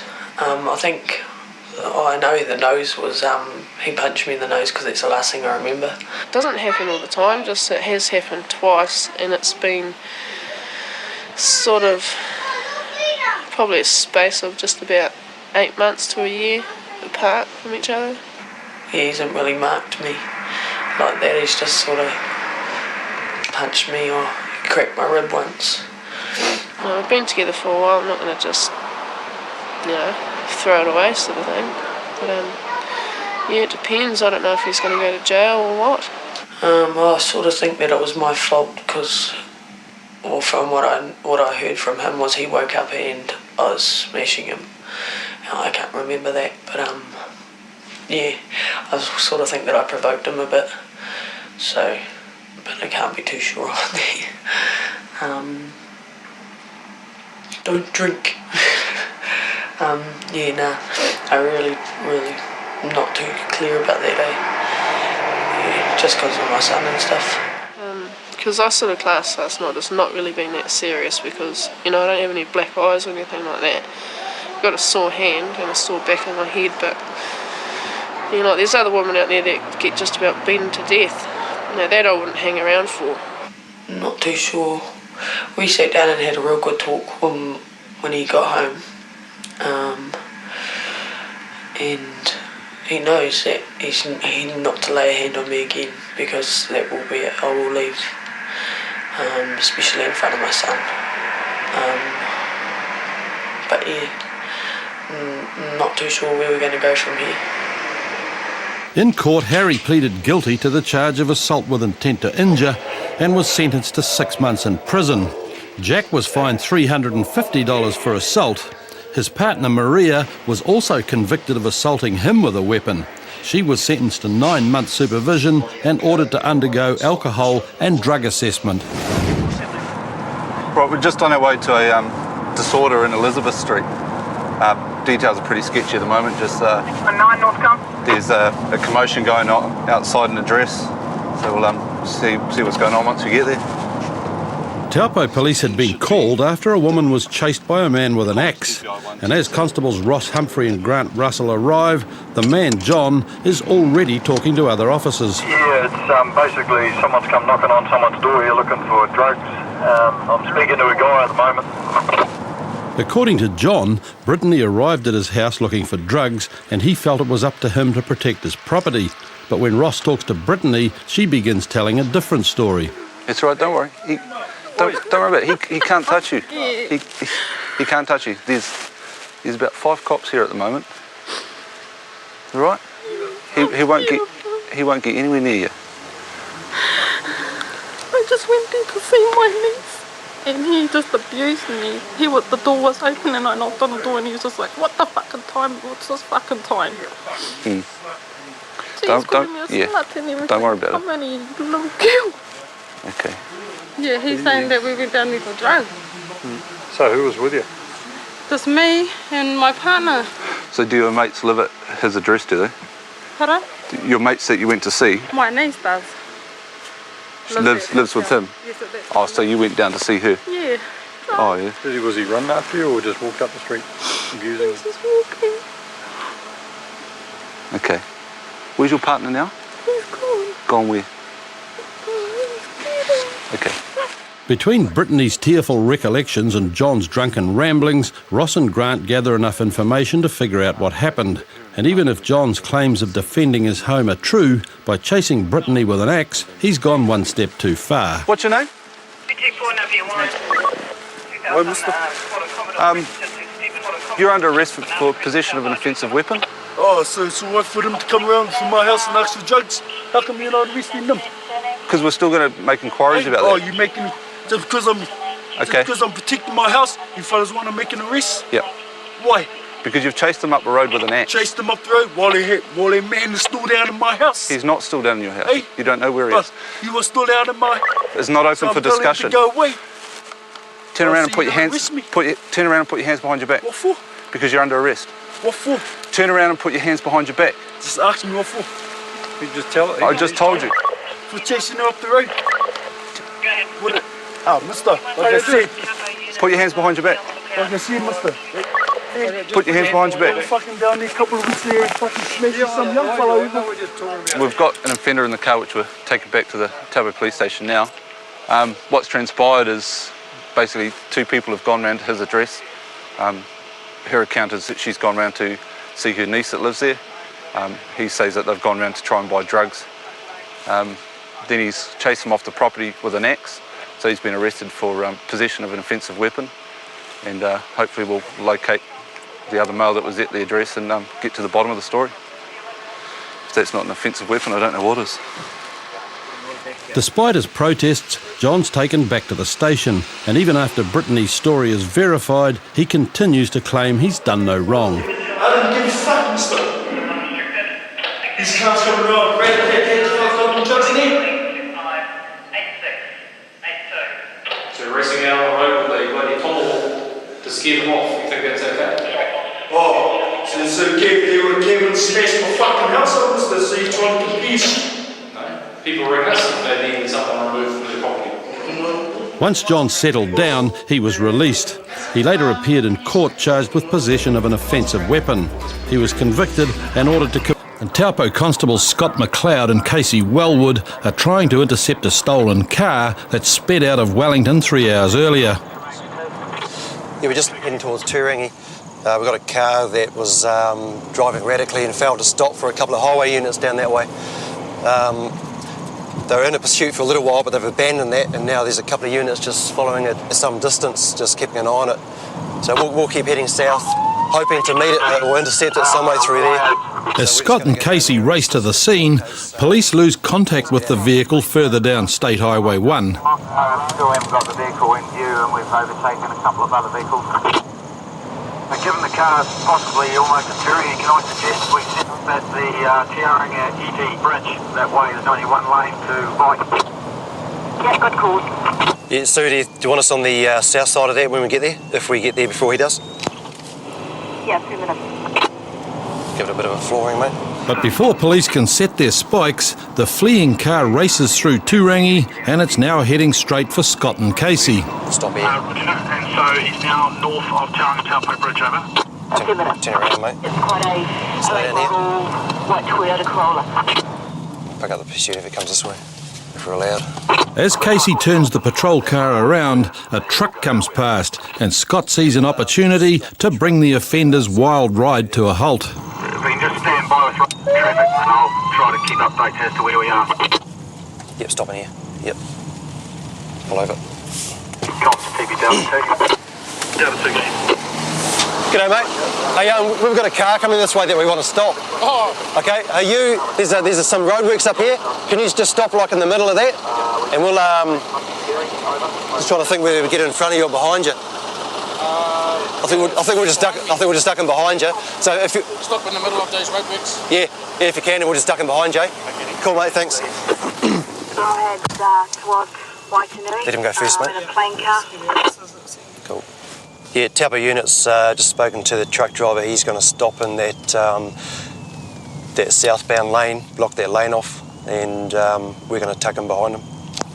With the truck on its way to block the road, the car coming up the highway is getting closer all the time. I've lost sight of him. We're just going around 25k bend. He's in behind the van at the moment. There's a van with a trailer and he's tucked in behind that. Yeah, copy. Truck's about to get set up. We're going to stop up by the 25k sign. That's what we want. Tom's TPS2 about to go 10 Park over here. 16 Imagary. Copy. Last update we got is lots of screaming and yelling. Scott's idea is to leave enough room between the truck and the patrol car so that the offender takes the gap on the inside, and that's a dead end. He's past the TPI. It's all happened just in time, and moments later the offender drives straight into the trap. Yeah, we've got him boxed in at the moment. He's got nowhere to go. Run over. Get him out of the vehicle. Yeah, comm vehicle stopped, and we're with that vehicle at the moment.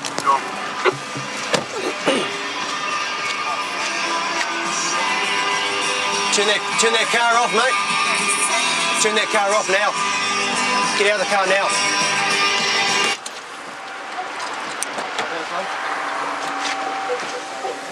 No, just put that down. You'll get to do that later. Down, mate. Hands on here. You're under arrest for failing to stop, understand? Yep, yeah, no.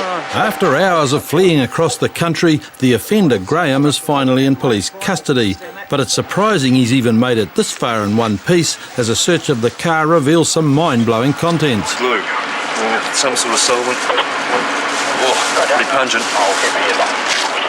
It's, car just reeks of it. If you're using this stuff, you're just not going to have a great mind, eh? As a result of the stop, he's been charged with unlawful taking, driving while disqualified, driving under the influence of a drug, reckless driving, and he had a couple of warrants for his arrest, so we've managed to clear those as well. So he's going to go to court tomorrow, and we'll see what happens there. Hopefully get remanded in custody. I will be trying to get that anyway. After being processed at the Taupo station, Graham appeared in court and pleaded guilty to all 5 of his charges. He was imprisoned for 9 months and disqualified from driving for a year. WX5 on Wordsworth Road, failing to stop, speed 80, 9500 k's over. In South Auckland, dog handler Bill Burrell and his partner Judge are in pursuit of a vehicle that has failed to stop on request. Yeah, Roger, he's just gone straight ahead over Rundale Road, no registration at the moment. Excessive speed, turning left onto Russell Road, still no reg of it. Without a registration, police can't identify the vehicle's owner, but Bill's initial suspicion is that the car's been stolen. It looks to be silver or tan. It's BMW X5 or X3, over. Speed 110. Approaching Browns Road. Looks like he's turning left onto Browns Road. Traffic conditions? Sorry, road is dry, no traffic. Speed 110k, staying within his lane.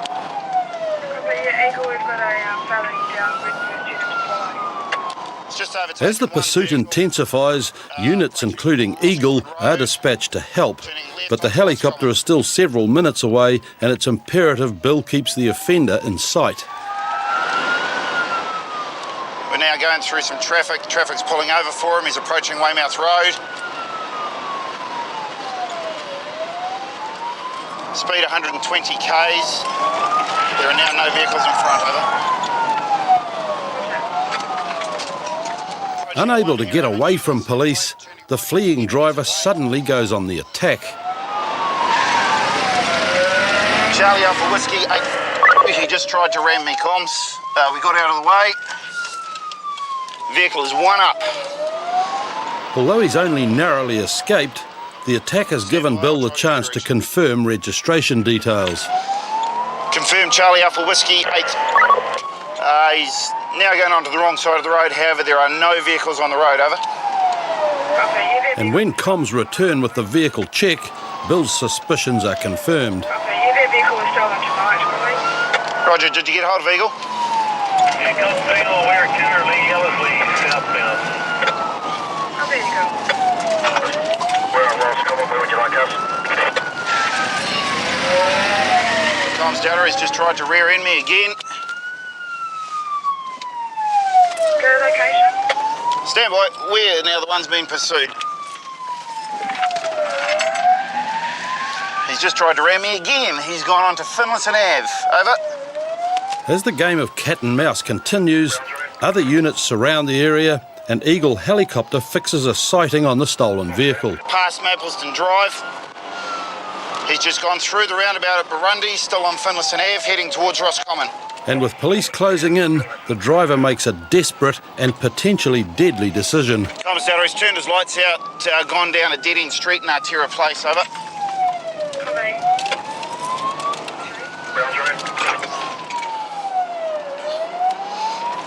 Where is he? We're getting it down Moncrief. Okay, we're going to take some evasive action here, mate. Comms Data, he's rammed us. He has rammed us. Over. Copy. Where are you, Bill? Stand by, he's rammed us.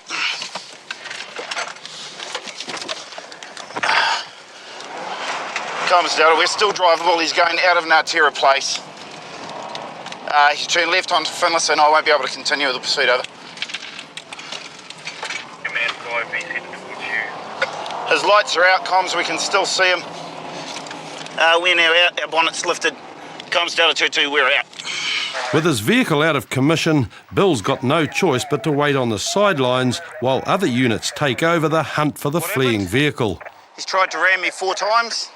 At one stage he was chasing me after I got out of the way of a ram. He went down a dead-end street. Seen him down the dead-end street. I've tried to stop. By the time I've been able to select reverse and try to get out of it, he's just rammed me. So that's it, we're out of the pursuit. Throw your dog in here or? Yep. Yep. Go, jump in, mate.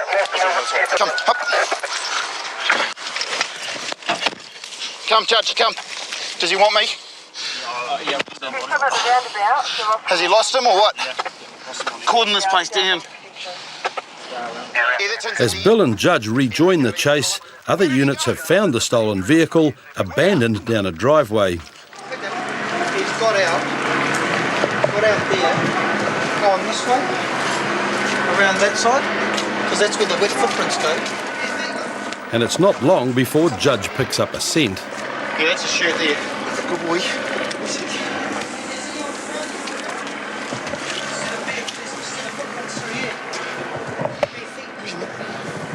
Good boy.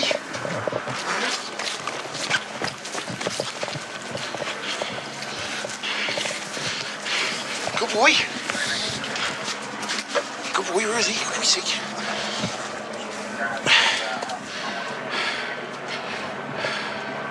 Check these 2 vehicles. He's coming here, definitely coming here, I think. Here we go, up here. Judge, come. Good boy. Good boy. Good boy, come. Come. He's in there. There you go, Della. Keep an eye on this house. That track goes nowhere but up to this house. Yeah, where is he? Well, I just want to speak to the fellow that just came home in this. Nah, the guy just fucking, all we heard was the gate smashing up here. He drove here and he jumped over the No, he didn't. He's coming here. There is only one track and you can see the wet footprints up to the door there. The dog track through here, nothing around here, and then the wet footprints up to the door. Then the dog's up the door. And a boy. Why you drive like that, man? Why did you drive like that? Drive like what? Oh, hello? Fucking hello yourself, mate. Fucking hell. What are you Well, up then, to, if it mate? wasn't you, then it was someone else that's coming to this house. Oh, it ain't fucking me, mate. Can't come in here and fucking to say I drive like that. Man, this is our house, man. Get your dog out. You fucking bring your fucking dog in here. Do your shit, you fucking wanker. As Jack continues charming his way out of trouble, his problems are getting bigger. His property appears to be full of stolen cars. We're eyeballing what, there's probably another stolen car at the address. Can you run a reg through, please? The legacy through? No. Got another one here too for you, comms. Yep. Which is it? Papa Delta 60. Ignition barrel's ripped out of this. Yeah. He's around here. Down! No, I'd say these 2 cars probably stolen too. Down. I'll put money on it, it's him. Yeah?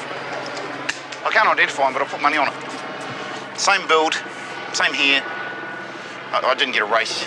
In spite of Bill's certainty, the fact that he couldn't positively identify an offender meant that no charges were laid in connection with the BMW. However, a stolen car was recovered from the property, and as Bill's own vehicle is now a mangled wreck, his evening has reached an early end. It's Saturday night on Auckland's North Shore, and Senior Sergeant Matt Broderick is trying to stop a car that's being driven slowly and erratically along a main highway. Comms from NFN, it looks like there might be a domestic going on in the car. I'm just trying to go 3T with it opposite the Greenhithe intersection. It's hard to make out what's going on, but it looks as though arms are waving wildly inside the vehicle. Come on, stop. There is a 1B. Time delay is But when the vehicle finally stutters to a halt and Matt gets to the door, he doesn't find a drunken fight. He finds a confused elderly man who can barely see out of his fogged up windows. Hello, sir. All fogged up, so we're struggling.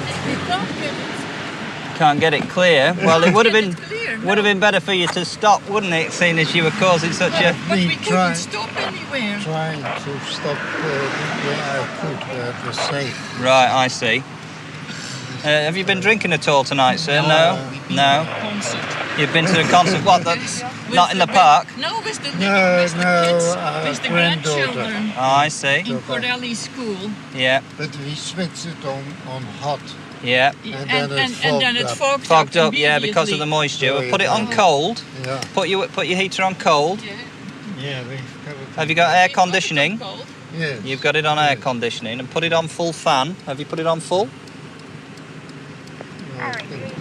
There you go. Put it on full. So sorry, but we got so terribly nervous and couldn't stop anywhere. That's right. Because this is a terrible road to stop. Yeah, but it's actually an offence for you to drive at all when it's steamed up, okay? If your windows aren't all clear, you must stop. It went all suddenly like that. Okay. Have you got your driving licence on you, sir? Yeah. I take it the car's registered to you? Yes. Yeah. Did you enjoy the concert? That's the main thing. Oh, yes. It was a bit loud and... Our granddaughter got 3 cups. 3 cups? 3 cups. Very good. One for science, one for ballet, Yeah. for art. With the windows clearing on the proud grandparents' car, Matt runs a check through comms and everything's much as expected. Okay, sir, that's looking a lot better now, isn't it? Okay, yeah, Cleared up. it's clear now. I've checked all your details and your. Am I clear? Yes, you're absolutely clear to go. But please, in future, this is the first time that they switch it on hot. Yeah, to demist. Certainly in this climate, cold is usually better.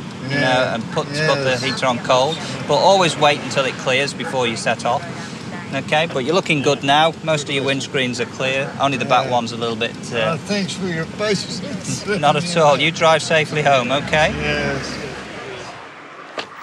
As the couple continue on their way, across town, Constables Mark Wakefield and Steve Chadd have encountered another man whose vision has also been impaired, but this time for a very different reason.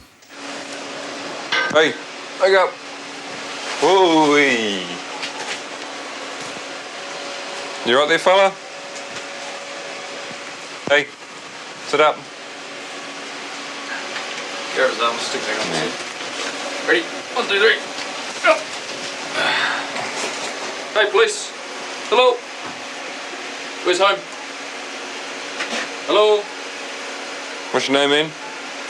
Anything in there? No. Far too much to drink tonight, eh? Where's home? Where is home? Come on, don't do that, man. Come on. Where What's your name? is home? Where do you live? What's your name? It's obvious Abel has enjoyed a very big night out, but even through the alcoholic haze, he manages a strong defence.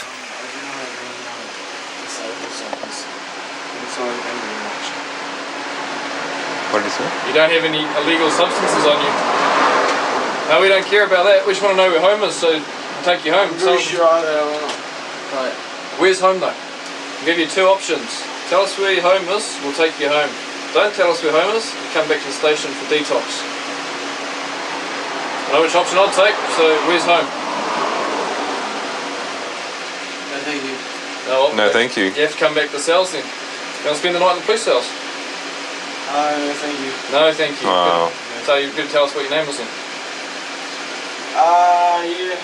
As the message gets through the fog, Abel manages to give police his name, but he's still having trouble remembering where he lives. Where's home, man? It's just down by... Beachhaven Road? Yes. Beachhaven Road? What number on Beachhaven Road? Just the same as she usually does. Which says what? Do you know it by sight? Yeah. Come jump in the car, we'll take you home, okay? You're too pissed to stay here. Come this way. You gonna spew or anything? No. Finally making progress, Mark and Steve prepare to head out, but there's still another hurdle to overcome. And what number on Beachhaven Road? September and But when a background check on Abel returns, his place of residence becomes irrelevant. Job of 18 years, is he to any address? Do you have bail conditions? Yes. We were just trying to ascertain that. He's extremely 1K, found him on Rangatira Road. On actives, including bail conditions. He's not allowed to consume alcohol or drugs as part of his bail conditions, over? Do you know what your bail conditions are? Yes. Alright, well you're under arrest then for breach of bail, okay? I'll speak R2, RTV was one. Do you understand that? Yeah. Okay, because you're under arrest, you've got the right to refrain from making a statement. You've also got the right to consult and instruct a lawyer in private without delay. Having breached his bail, Abel had no choice but to return to the police station, where he spent the evening detoxing in the cells. After sobering up, he appeared in court, where he was released without further charge on his existing bail conditions. Next week on Police 10-7, a simple breath test gets lost in translation. Blow, one continuous blow. Blow, blow, blow. Blow. Don't say it, I want you to blow. Blow. And a South Auckland brawl leaves a man without his memory. Oh, a bit better than you at the moment, eh? Really? And a teen remains tight-lipped in an effort to protect her friends. Either you blocked your ears and you closed your eyes when all these things were going on, which means that, well, you didn't see it, and so, then you have a believable story. Yes, I don't believe you closed your eyes and blocked your ears. I think you do know what's been happening. And a drunken denial lands himself in dire straits. You been drinking tonight? Yes. Yes, how much have you had to drink? I've had 8 beers. 8 beers. Do you think you should have been driving? Yeah. You do? Tonight on Police 10-7, a destructive night out ends in shame for an Auckland rugby team. Don't get drunk if you can't handle your alcohol. Listen, I'm not that drunk at the moment, but I know what's happening. You've just disgraced yourselves by lying. And police presence fails to diffuse a father's fury. No, kick me in the head. Picture. Smash me against the fucking door. Yep. Booted me against Excuse me? Yeah, I had to be fucked up in the head to take you back, dickhead. Also tonight, police track a wanted man to his hideout. We come flying down the back of these properties. And we've got into this one, we've gone into the corner, but then he's come back and he's actually gone right up to the back door. Yeah, I don't particularly if he's in there, we want him out, okay? And a dangerous driver suffers severe memory loss. She nearly took out 5 cars, sideswiped the curb, and then nearly rear-ended the taxi. Do you recall doing that? No. I might be able to. Can you hop in for a sec? Yeah, sure. It's Saturday night, and Constable Richard Fegan has just picked up Liam, who called police after he'd seen kids smashing up cars in a quiet Devonport street. A group of suspects have been stopped by police, and Richard hopes Liam can identify the culprits. What did you see there, mate? Just some kids walking down the road and they were just smacking wing mirrors off cars. They threw a vacuum cleaner out in the middle of the road where some cars ran over it, so I removed that vacuum cleaner. We're just going to go past them now to see if you can ID. These guys are on the left. We're just going to have a look here. I'll put a light on them. It's probably a good thing. These guys look like... Yes, that's them. Which ones, mate? Just They got the dark hair? shaggy hair, yeah. What about the other one with the blue? I'm not sure, it could be. Yeah. Just think about it while you're in the car. Yeah, I know it's quite important. So definitely that guy. You saw him smashing them? that one guy, yeah. With a positive ID, there's no doubt police have the right group, who have so far denied any involvement. Explain to this gentleman that we can be really reasonable people when people tell us the truth, okay? We're not interested in lying. As you know, sir, as I could just say, if one of us have... At the moment, I'm quite tempted to take you all back and lock you all up. I'm just... Okay? Can I please say something? Hey, because you can all be accessories to this, all right? And as the denials continue, police separate the guys to see if their stories match up. What I need to know from you, and I'm asking you personally, is just to tell me who you were with. Well, we're with pretty much, we're in a group, eh? We were in like a big group sort of thing. Really? Yeah. Did you break away from the group at any time? No, sir. What was the group doing at the time when you went past the Masonic? We were walking and drinking beer. Yeah? Yeah. What else? What else did you see? Nothing really. So if I said that someone saw you smash a mirror on a car, you'd agree with that, eh? No, I would not. Did you see it happen? No, sir. Did you hear it happen? No, sir. Well, you should have, because you're with the group. Well, ask any of the other group. Okay. Just stay there and think about what I've asked you, okay? Think really clearly on what you remember seeing when you were walking along there, okay? These guys, they're drunk, they're going to keep lying. I'll just put them in my car for a minute and have a quick word with them. Okay. All right, can you just hang around for a minute? Yeah, no worries. Yeah. And as police continue to question Matthew, his teammates come up with a new angle on the events. We were just down at the rugby club in where we were, and we were just walking here, having some beers. We stopped off because they're the sponsors of our team and said, "Yo, what's happening and stuff." And then we were walking down here, and then we got pulled up, and we were like, "We haven't done anything wrong. It's all good." And now they're taking our names because apparently we smashed windows, but that didn't happen. What about the Devo hood rats that are in the bus stop? Yeah, there's some guys up in a bus stop just up there, and they were like, they look trouble, and they were all they were like to us. We were just like, But trying to blame innocent locals serves only to test the patience of police, especially as Matthew has just made a full confession. What did I tell you about lying to the police? You have so. I now know who broke the mirror. I didn't say you had broken it, but you lied to me, saying that you didn't know who'd done it. And you did. Don't get drunk if you can't handle your alcohol. Listen, I'm not that drunk at the moment, but I know what's happening. You've just disgraced yourselves by lying. You've disgraced your rugby team. You've disgraced yourselves by damaging somebody else's property. And I'm not happy about it. All right? Yep. A, I'm not happy because you lied to me. We could have sorted this out 10 minutes ago. That's right. It was dumb, wasn't it? It was stupid, eh? It was stupid. I'll pay for it. I've got $30, but I can go probably get like 80 up. But I doubt whether that's going to cover the damage. If we got onto the 80. In fact, it will take considerably more to cover the damage, as a quick sweep of the nearby vehicles reveals several cars have been the victim of Matthew's attacks. This is number 2, plus we've got the vacuum cleaner. It's been run over a few times. Too much booze, out for a big night, and thought they'd do a bit of damage on the way, probably showing off to their mates. The good thing is we've got one arrest out of it, and the boy confessed, basically, one of the lads I was talking to. And I haven't heard the detail on it, but he's definitely, he's one of the main offenders. The others are not owning up. So he's been taken back and he'll be processed and charged at the moment. In court, Matthew pleaded guilty and as a first offender was granted diversion. He was also ordered to apologise to the victims and pay $200 in reparation for the damage he caused. My BBI. Fight between the father and son. Lots of screaming and yelling. Phones cut out. No previous at the hairdresser. Go Eva 10-2 from Milford. Any mention of weapons? No, negative. Go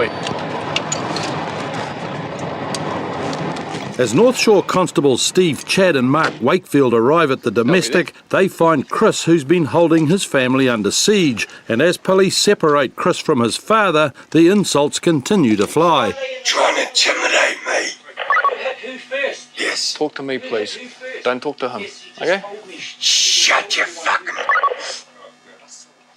What's happened? Just give it, I mean, you've got said, I'm going to drive off.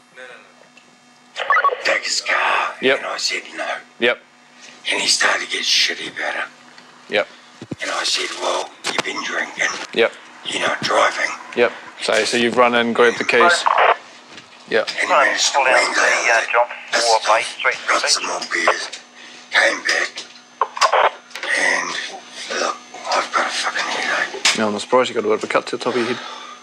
He's attacked. Yep. He's attacked you. Yep. He's attacked my daughter. Who is he? You see that?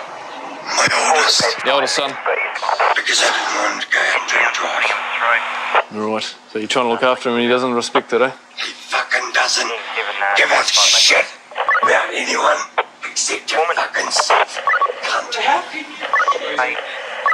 Just talk to me, man. John Masters, 675. How did he hit your head? Did he whack you in the head? Punch you? Or? No, kicked me in the head. Kicked you? Smashed me against the fucking door. Yep. Booted me against the... Excuse me? Yeah, I had to be fucked up in there to take you back. Are you going to come to court? Yep. You're on assault charges. Well, what about your assault? I assaulted you. You'd be joking, dickhead. Live with your mother. His temper is high, but given his injuries, Paul seems a likely story. However, out on the street, his son Chris is telling police a very different version of events. He threw the first punch at me. He's trying to stop you driving off and you're pissed, though. Fuck off. I wasn't driving anyways. He just started dictating to me and I just said, nah. Is he dead? So he's not allowed to dictate to you. Do you live here? Yep. So you live under his, no, because his house? he doesn't do it to my brother or my sister. He only does it to me because I actually listen. I didn't want to listen to him. Why did you whack your brother? Because he tried to come at me first. So he tried to come at you as well? My dad attacked me. I pushed him down to the ground. And then what? This dude came and me swinging the crutch. So I blocked it and I just kicked him down to the ground. And then he came up and then my sister jumped over and tried to grab me and I just pushed her away and then we all stopped. So pretty much you beat your entire family? No. Oh, who'd you miss it? Take me away if you want to take me away. Well, we will be very short. But at court, it just looked like a big hoorah. Unfortunately for Chris, how it looks in court isn't decided by him. And with the rest of the family now backing Paul's story, it won't be long before he finds out, because police have decided to make an arrest. Can you just grab some clothes? I'm not under arrest, eh? You are under arrest. Yeah. Under arrest for assault. Check that on. You've got the right to refrain from making a statement, and you've got the right to consult and instruct a lawyer in private without delay. Boy here's started laying into his dad. His brother's come out to help dad. He's also got a bit of a whack. Then the daughter's jumped in and tried to help, and I think she's got a bit of a whack as well. So at the moment he's under arrest for assault. They're going back to the station. Well, you've unlawfully done me for something. No, and these fucking jerks off. You're under arrest for assault because you gave your dad. No, because he fell over when he's too drunk and he bumped his fucking head. Sit down. Sit down. Why? I asked you to sit down. Eventually Chris sat down and he was taken back to the station, but he never made it to court as the family refused to give evidence and the case was withdrawn. Got to have a couple of hours. Yeah? You're pretty fired up with all the booze in you.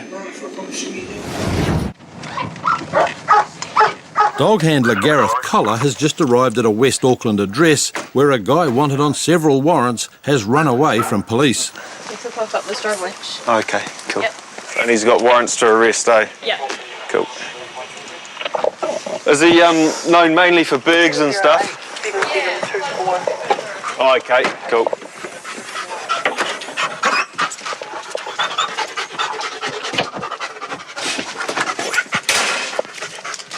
With his partner Nico saddled up, it doesn't take long to pick up the scent. And as car alarms are triggered in the direction they're heading, Gareth knows Nico's on the right track.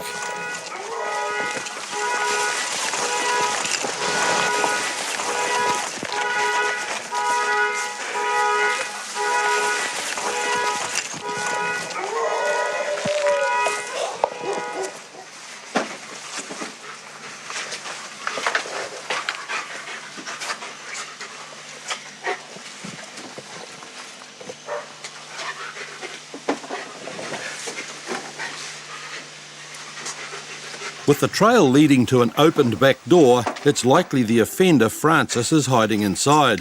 But to be certain, Gareth checks the surrounding properties.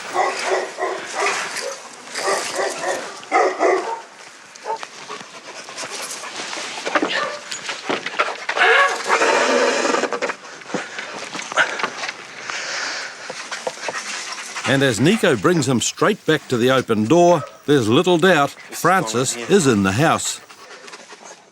Comms data. Tracked into the property number. We can't get away from this property. The dog has gone up to the back door a couple of times. Get a unit, come down here and we'll have to do some door knocks, could we? We can't get out of the property on any sides, so best bet is to try here. And when backup arrives with the home's occupier, who's also Francis's girlfriend, Gareth's suspicions are confirmed. We come flying down the back of these properties. We've got into this one, we've gone into the corner, but then he's come back and he's actually gone right up to the back door. We can't get any tracks through that property or through the back property. I think you're on a winner, mate. This is this young lady's house anyway as partners. Yeah. We're going to bowl through the house. So he's in here. He's yeah. If that's the case, he's in there. For a starter, the dog's doing its job. He's gone straight through the back door, to the back door. It's just, you know, Yeah, I don't particularly. If he's in there, He's wanted. we want him out, okay? The dog's going to come through the house with me. All right. You can go in the house now. Listen to me. You got the choice, eh? Okay. He's got warrants out. That's why he ran. Get in the house. That makes things a little bit more obvious. It's now a lot more likely that he's gone into this address. Down. Got him. Good boy. He's a good little fella, eh? A good little boy. He has no idea that he's probably just located this guy, obviously because he can't see him. But, I mean, he does now because he just heard the handcuffs go on. But he's basically tracked straight through the backs of the properties and up to the back door. As you saw, we couldn't get anywhere from the address, so good result all round. With a successful track under the belt, Gareth and Nico head back on patrol. Francis was taken back to Henderson Station, where he was held until his court appearance to resolve his outstanding charges. They've just passed the intersection. They're still on Ash Street, just past the Shell service station on Ash, travelling at about 80 to 90k. She's tailgating other traffic, apparently where she tries to overtake into oncoming traffic. Comms AVI going 10-7 with him. In West Auckland, Constable Scott Leonard has just caught up with a swerving vehicle, and as he approaches the driver's door, he receives an overwhelming waft of alcohol. Hello, do you know why we've stopped you? There's been some reports that you sort of hit a couple of curbs coming up the road there. Do you recall doing that? And unfortunately for Anna, eyewitnesses are having no problem recalling what happened. She was swerving in and out of the bus lane, and then she nearly took out another car. There was a car in front of her, but they pulled over so that then she could get past. Then she really sped off and got up the arse of this 4x4, and we got in the lane next to her, sort of beeped at her and was like, "What the fuck are you doing?" And she was just like, looked like dazed, confused. You've been drinking? No. You haven't? No. You sure? You certainly look like you've been drinking, and it certainly smells of alcohol. She nearly took out 5 cars and then sideswiped the curb, went up it, and then nearly rear-ended the taxi. You say you can't recall hitting the curb or swerving all over the road? No. Okay. You sure you haven't been drinking? You have been drinking or you haven't? No. You had nothing at all? No. Is there any other reason why you'd appear to be intoxicated? Not falling for Anna's bluff, Scott pulls out the roadside breath test kit. Because I believe you've been drinking, what I require you to undergo is a roadside breath screening test, okay, without delay. Big breath. Keep going, hard breath. As she blows, the tears begin to fall. Okay, it's a failed general, right, which indicates to me that the alcohol in your breath exceeds 400 micrograms of alcohol per litre of breath.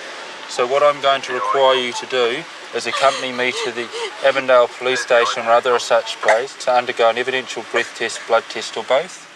And with a result she was hoping she wouldn't have to hear, Anna's alcohol-induced emotions begin to get the better of her. I'm a bad person, you know. I feel like We're not saying you're a bad person, but drink driving's an offence. And by the time they're back at the station, the tears have turned into a full-blown meltdown. These rights will continue throughout the breath, blood, alcohol procedures. A telephone will be made available for that purpose. Of the above. Okay, well I acknowledge that. No, so Okay. play that into rights. No, I'm not finding out. Would you like to consult with the lawyers? Okay, Yes. Circle yes then. Circle yes, and I'll get you the lawyers list.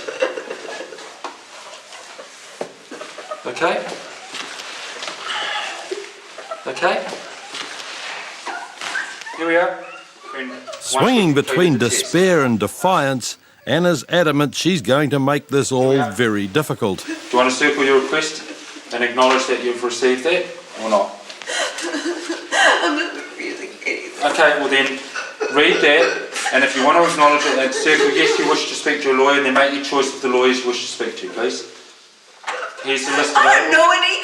There's a Can list I talk here. to them before I choose one? No, you can make a choice and I'll phone them. How can I make a choice without knowing who they are? That's not fair. There's the names. I don't know names. I don't know people. Well, I don't either. You make a choice out of it. If you don't want to do it, then we'll go on with the test. Okay? No, Big that's chance. not fair. Okay, you're refusing to No, I'm sign not that? refusing You are. anything. No, So I'm not. not. Make your choice, and I'll just put refused here. You can't just do that. You can't just make a decision for me. Well, you're not signing it, and you're not making your choice. I now require you to undergo an evidential breath test without delay. Blow into the machine. A firm breath, you'll hear a tone. Okay? Please blow into the machine. You're not going to get too many options to blow into the machine. What options have I had so far? I've given you a number of options. Her alcoholic argument is starting to wear thin, and after 40 minutes, so is Scott's patience. Here we are. Do you realise if it goes through as a failed test, then you'll be required to supply a blood sample. Do you understand that? I understand that. Okay. Then do you want to provide a sample of your breath? Take all my blood. Okay. So, do you consent to a specimen of blood? Pardon? Pardon? Do you consent to a specimen of blood being taken?